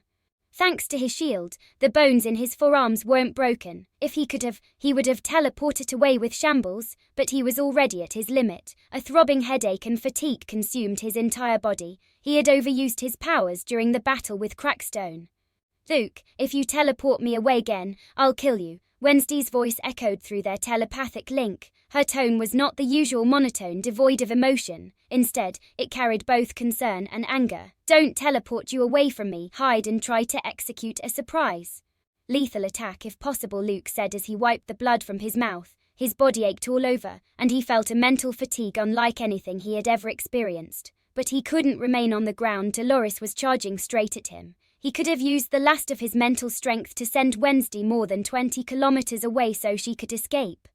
But he knew her too well. Wednesday would come back no matter how much he insisted she leave. She was incredibly stubborn. The best option was to try to have Wednesday attempt a decapitation strike while Luke distracted Dolores. Wednesday was running toward the sound of the battle. She bit her lower lip, her expression filled with frustration. Her progress was slow, and she was limping because one of her legs was badly burned. But pain was the least of her concerns. Don't die, Wednesday said in a worried tone as she tried to pick up her pace. She had noticed during the fight with Crackstone that Luke had borne the brunt of the battle. He had used techniques that required immense energy and had employed Shambles on her several times, a feat far from easy. On top of that, he took charge of close-quarters combat when it became necessary. Luke didn't respond to Wednesday. He was facing Dolores again, who launched another punch at him. This time, however, the blow was even more powerful. The very air seemed to ripple from the force. If he were in peak condition, his telekinesis and clairvoyance would have made dodging the attack simple. But in his current state, he couldn't move fast enough or use telekinetic waves at the precise moment needed. If he defended himself the same way as before, the bones in his arms would shatter, and he'd be sent flying at even greater speed than last time. The damage would be too severe to endure. In that tense moment, Luke focused on the last card he could rely on, his blue aura. It was highly likely that Dolores had some kind of artifact protecting her mind. However, such shields weren't impenetrable. All they did was add a layer of protection that a telepath would need to break through before gaining access to their victim's mind. The problem was that breaking or hacking through this protection could take several seconds, and by the time Luke did, Dolores' fist would have already landed. He needed to be fast, very fast. Luke locked eyes with Dolores, concentrating intensely. Their gazes met. With tremendous focus he entered her mind. As he'd expected, she had protections in place. The process felt like forcing a lock open, only at an incredible speed, less than a second. His forehead was beaded with sweat and his brain throbbed painfully. But he did it. With the protections breached, Luke manipulated Dolores' senses, creating an illusion that would allow him to escape. To Dolores, Luke was still there, motionless and too exhausted to move. She struck him with brutal force, but instead of hitting solid flesh, her fist met empty air. Luke's body dissolved into a cloud of black crows that scattered in every direction, creating a chaotic visual that left her momentarily bewildered. Did you manage to break through the protective layers of my rings that fast? Dolores thought. Surprised and confused as she tried to disperse the crows, which vanished after a few seconds, Luke was no longer in sight. Although the illusion was brief, it gave him just enough time to slip away and hide behind a tree several meters away from Dolores. Damn it, this hurts, Luke thought, clutching his head as he leaned against the thick trunk of the tree. His brain throbbed painfully, each pulse like a hammer to his skull. He hadn't tried to attack Dolores during those few seconds when her vision was obstructed by the crows. At best, he could have inflicted a minor cut on her skin. Against someone like Dolores who possessed a green aura, such damage would be insignificant. With her regenerative ability, the wound would heal in mere seconds. All he would have accomplished was wasting more of his own energy. Luke was sick of fighting opponents with regenerative abilities and impenetrable resilience. He and Wednesday had to bear every injury, every scratch for the duration of the battle. The pain accumulated with each wound, like a heavy burden that slowed him down and made it harder to endure the next attack. Even small injuries added to his exhaustion, making every movement more taxing. Luke quickly moved away from his hiding spot, and just as he left, the tree he'd been leaning against was split in half by Dolores' fist. Crazy old woman, Luke thought with a grimace of pain. Even moving quickly hurt, Dolores harbored a deep, burning hatred for Luke. It wasn't just because he was a Poe or the centuries-old feud between their families. The main reason was that Luke had killed her two beloved children. When she first heard the news, she wanted to attack Luke immediately, regardless of whose house he might be staying in, whether Addams, Umbrio, Thorpe, or anyone else's. But she was stopped by her husband. Dolores extended her hand, her fingers sinking deeply into the broken trunk as if it were paper. With monstrous strength she ripped the trunk from the ground, roots and all, and hurled it at Luke with incredible speed. Luke could feel Dolores' murderous intent directed squarely at him. Thanks to that, he managed to predict where the trunk would go and sidestepped it by mere centimeters. The trunk whizzed past him, tearing his clothes and leaving a sharp gust of air in its wake. But Luke couldn't afford to relax. Dolores grabbed the other half of the tree and, without giving him a moment to breathe, threw it at him again. This time, the speed was even greater. Luke tried to move to the side again, but it wasn't enough. He only managed to partially avoid the impact. Had he not dodged slightly, the trunk would have hit his stomach squarely, spelling his end. Instead, the half-trunk struck his right side near his lower obliques. With brutal force leaving him breathless, the jagged edge of the trunk pierced his skin, creating a deep and bloody wound. The impact sent him flying backward. He tumbled across the ground several times before coming to a stop, sharp pain coursing through his entire body. Despite the agony, Luke managed to rise slowly, his breathing labored. His side was bleeding heavily, and the wound was severe enough to make him dizzy for a moment. Even so, he clenched his teeth and stood up, one hand pressing against the fresh injury. "Does it hurt? You turned my children into lumps of meat. This is just the beginning of your suffering," Dolores said, her gaze burning with hatred. Unfortunately for her, she needed to kill Luke quickly. The battle against Crackstone at Raven Island had been very noticeable. While Nevermore was empty during this time of year, the school undoubtedly had ways to monitor its grounds, and reinforcements could arrive at any moment. Dolores' words, dripping with resentment, hung in the air, and Luke felt a spark of opportunity. Hatred was a significant weakness if you let it control you in the heat of battle.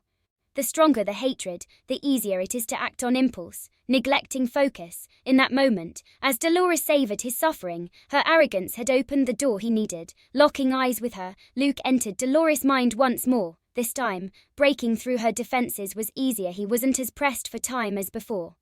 He manipulated her senses, creating an illusion where Dolores experienced total paralysis. It wasn't a mental command forcing her to stay still, but it was similar. The effect would last only slightly longer than a direct command. Luke knew this illusion would only hold for a few seconds before she broke free.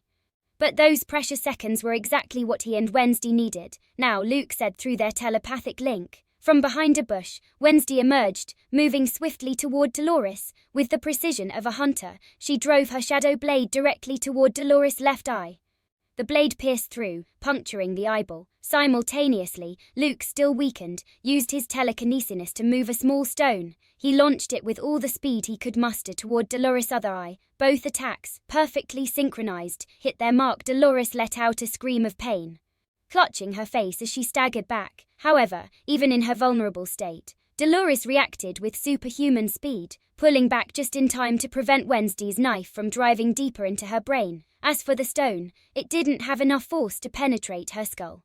Damn it, Luke thought, clicking his tongue. He had wanted to pierce Dolores' brain and send her to join her children. They had lost a prime opportunity to kill her, but there was no use dwelling on it now. The only silver lining was that Dolores was temporarily blinded. Even with her regenerative abilities, healing her eyes wouldn't be easy. Her regeneration wasn't nearly as advanced as Crackstone's. They had to keep fighting and survive. Luke wouldn't let Wednesday die here. If he had to die, it would be taking that witch Dolores with him. Chapter 159 Uncle Fester. Hello everyone, I have an announcement to make. I published a new FF. It's about the TV series Modern Family. The first chapter is already uploaded. If you want, you can go check it out. Thanks for your attention. I leave you with the chapter. Wednesday, who was about to retreat and hide again among the bushes to attempt another decapitation attack, was surprised to see Dolores stop her retreat and charge at her. Despite being blind, Dolores knew she had to seize this opportunity to get rid of Wednesday. She couldn't let her hide again. Now that she was blind, it would be even harder to dodge the stealth attacks of the girl with the dark aura. Despite lacking vision, she remembered where Wednesday had been earlier and could hear her labored breathing, giving her a mental idea of where she was. With her superhuman speed, the wounded Addams girl wouldn't be able to escape. Wednesday, knowing she couldn't escape due to her fatigue and injuries, decided to mitigate the impact of the blow to avoid death. Before Dolores could reach her, she felt an invisible force pulling her. Recognizing it as Luke's telekinesis, she didn't resist and allowed herself to be carried away. Luke, unable to control Wednesday well, had to catch her. He grabbed her by the waist, breathing a sigh of relief upon realizing he had saved her. Luke, stop using your powers. You're already at your limit, Wednesday said firmly, though deep down, her tone was almost a plea. She noticed Luke struggling to stay on his feet. I'm fine, Luke said, though he was clearly far from fine. In addition to all his injuries, he felt his brain throbbing intensely. Right now, he felt a searing pain in his brain that worsened whenever he used his psychic abilities. The pain was similar to what he experienced when using his pain induction technique, a move that inflicted intense mental agony on an enemy's brain. It's like I've run out of mana, Luke thought, his face pale, recalling his games of League of Legends. His metaphor was peculiar. Each time he forced his powers, it was as if he were overloading an empty mana bar, causing brutal feedback damage that tore through his own mind. He was experiencing, for the first time, the painful reality of having run out of psychic energy, something he had previously thought impossible. Wednesday also felt the same limitation in her energy. Normally, she would have used her Dark Sith in the surprise attack on Dolores. But with so little energy, she could only summon a weak knife of darkness, hide and wait for another opportunity. We need to talk through this, link, Luke told Wednesday through their telepathic connection. Using telepathy also hurt, though not as much as his other techniques.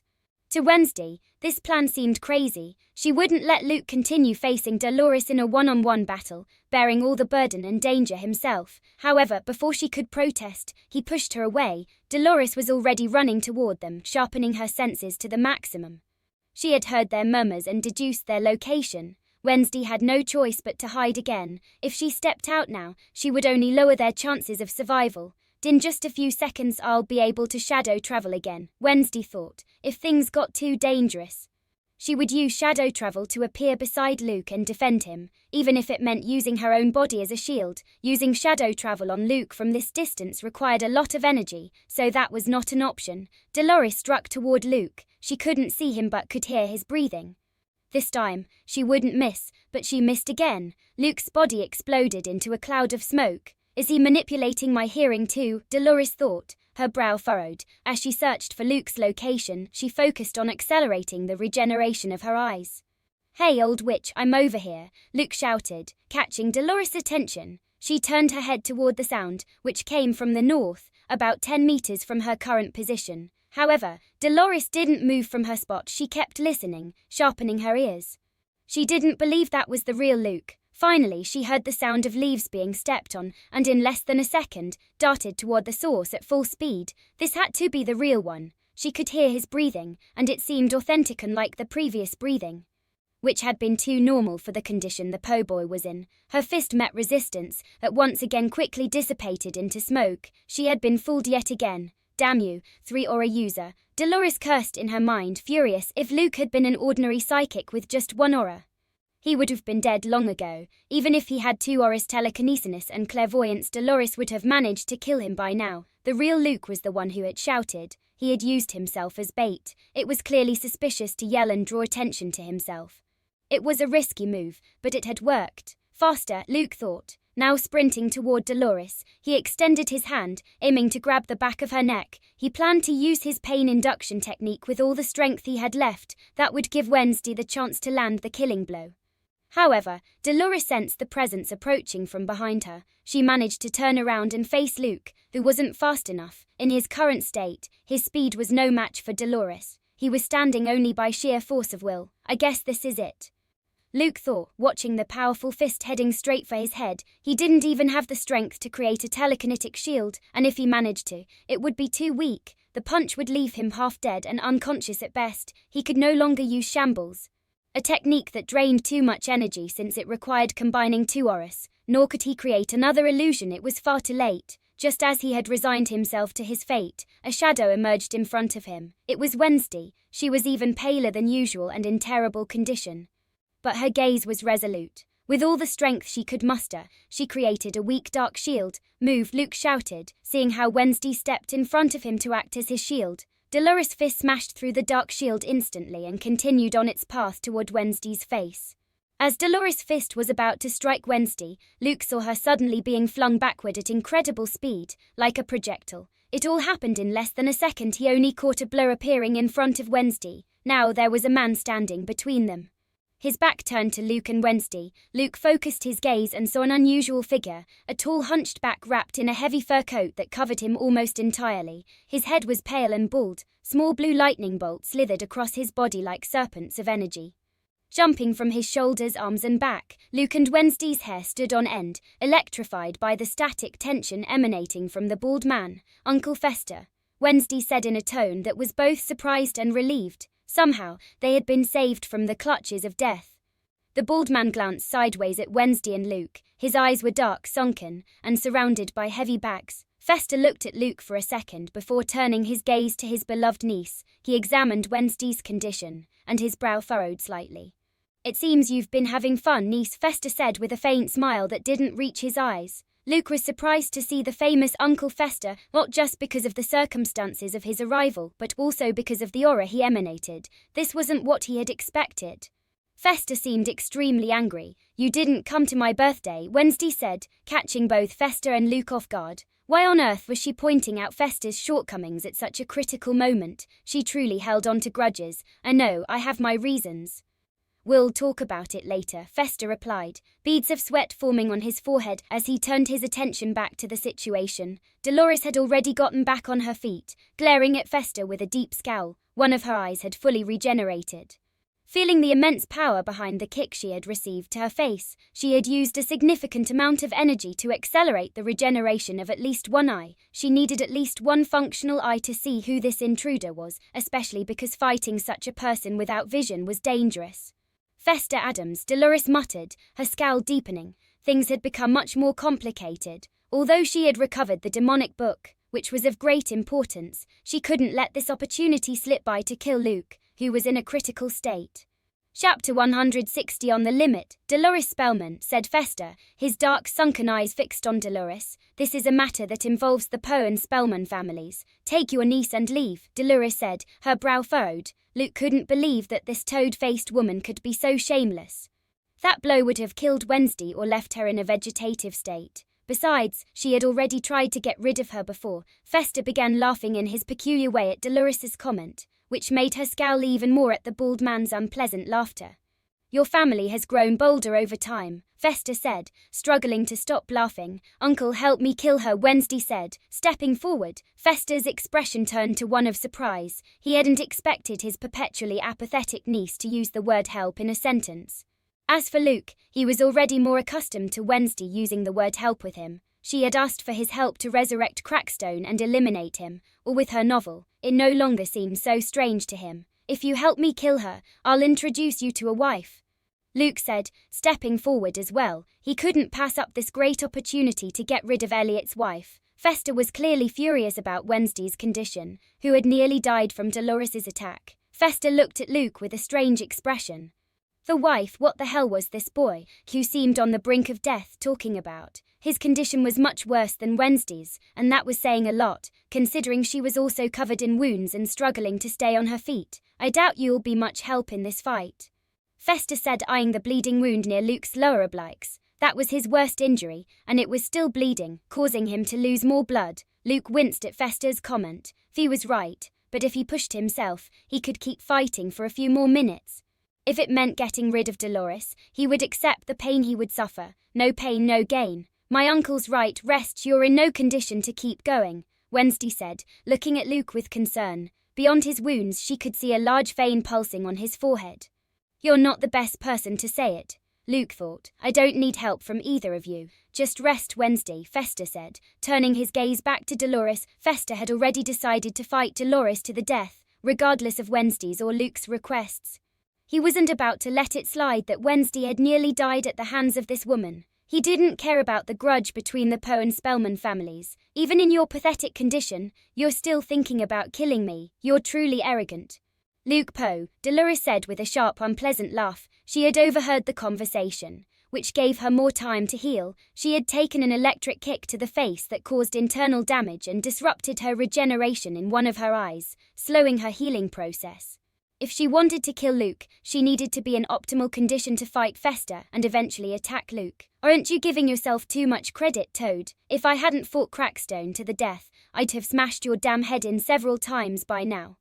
Your regenerative ability would have only prolonged your suffering, Luke said, gritting his teeth in fury. Dolores' mocking expression vanished. She knew Luke had a point. She had fallen into several of Luke's illusions, and if he had been in optimal condition, he could have hit her, causing significant damage. Adding Wednesday to that equation, she likely would have died much faster than Crackstone. Crackstone, Fester thought with some confusion. Fester shook the thought off and launched himself at Dolores. His body was enveloped in a dense current of blue lightning, crackling with electrifying energy that lit up the surroundings. In the blink of an eye, he was already in front of Dolores. The impact was immediate. Fester's electricity-cloaked arm struck directly against Dolores's forearm, which she had barely managed to raise in defense.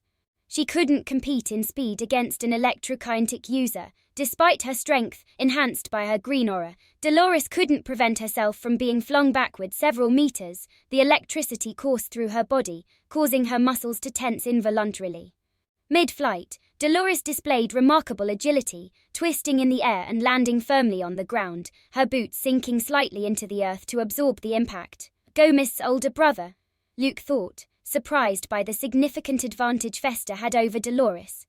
Though it was obvious Fester outmatched her in speed thanks to his electrokinesis, his offensive power wasn't far behind. He might even surpass Dolores in that regard. Wednesday stopped watching the fight, which had moved farther away, and turned her gaze toward Luke. Rest, Wednesday said, her tone sounding more like a command. You're still on about that. The best chance to kill that woman is now, while she's fighting Fester. We can attack her stealthily, Luke said, his expression reluctant. Not we. I will go, you will rest. Your condition is worse than mine. You've lost too much blood and overused your powers. If you continue, it will be dangerous, Wednesday said in an irrefutable tone. Seeing that Luke wasn't entirely convinced, Wednesday changed her approach. Please, Luke, you've already done more than enough. Leave the rest to me, she said softly, gently grasping Luke's sleeve. Luke stared at her, surprised by her choice of words. It was rare for her to use the word please in a sentence, even rarer than the word help. Fine. I'll rest, Luke said. He couldn't say no to the cute expression of concern Wednesday was wearing. Wednesday smiled faintly, relieved that her stubborn boyfriend would stop pushing himself into an even more critical state. She helped him sit down on the ground, propping his back against the trunk of a tree. I'll take care of delivering the final blow to that woman. Don't worry, Wednesday said. Don't put yourself in a dangerous situation, Luke replied. Relax, I'm an expert in decapitation attacks, Wednesday said before heading toward the spot where Fester and Dolores were fighting. Wednesday felt very guilty about the theft of the demonic book.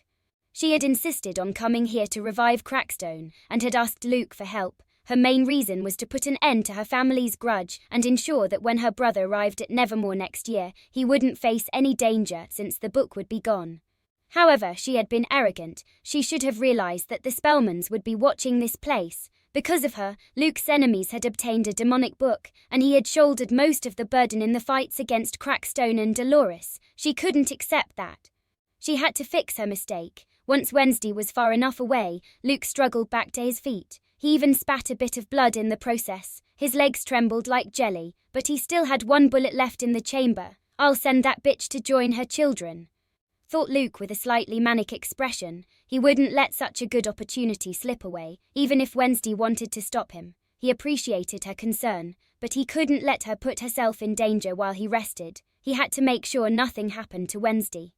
Luke only kept his domain active within a range of 500 meters, focusing on the area where Festa and Dolores were fighting and where Wednesday was hiding. He had to remain unseen by her, or she would drag him back to the tree and force him to rest. The battle between Festa and Dolores was devastating. Many trees were destroyed by Festa's lightning strikes and Dolores' incredible physical strength, which she used to hurl rocks weighing hundreds of kilograms and to tear up the ground, creating craters in her attempts to fend off her opponent. Festa was clearly dominating. His body glowed with an endless electrical energy, and his movements were swift, almost impossible to follow. Dolores, on the other hand, showed clear signs of exhaustion. Her clothes were in tatters, scorched by constant shocks, and her frizzed hair reflected the static tension building in her body. She bore numerous external and internal wounds, and though her regeneration struggled to heal them, it couldn't keep up with the damage. She knew that if the fight continued at this pace, killing Luke would be the last thing she could think about. She would be the one to die at the hands of Festa Addams.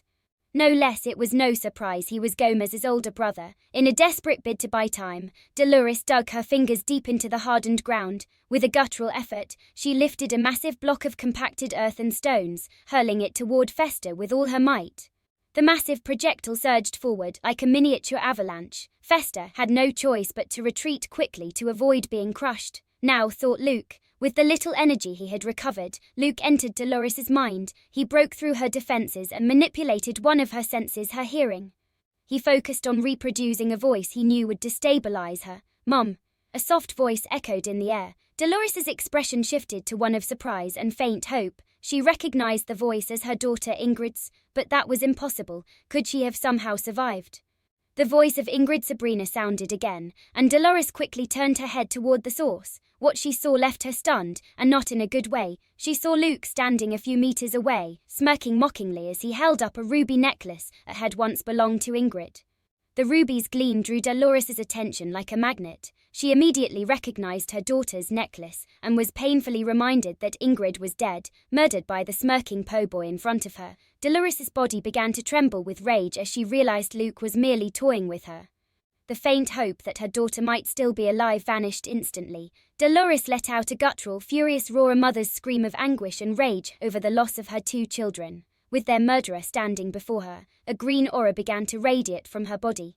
She charged at Luke with a speed double what she had used before, leaving a trail of destruction in her wake. From the shadows, Wednesday observed the scene with her heart racing. "That idiot," she thought as she emerged from her hiding spot and ran toward Luke's position.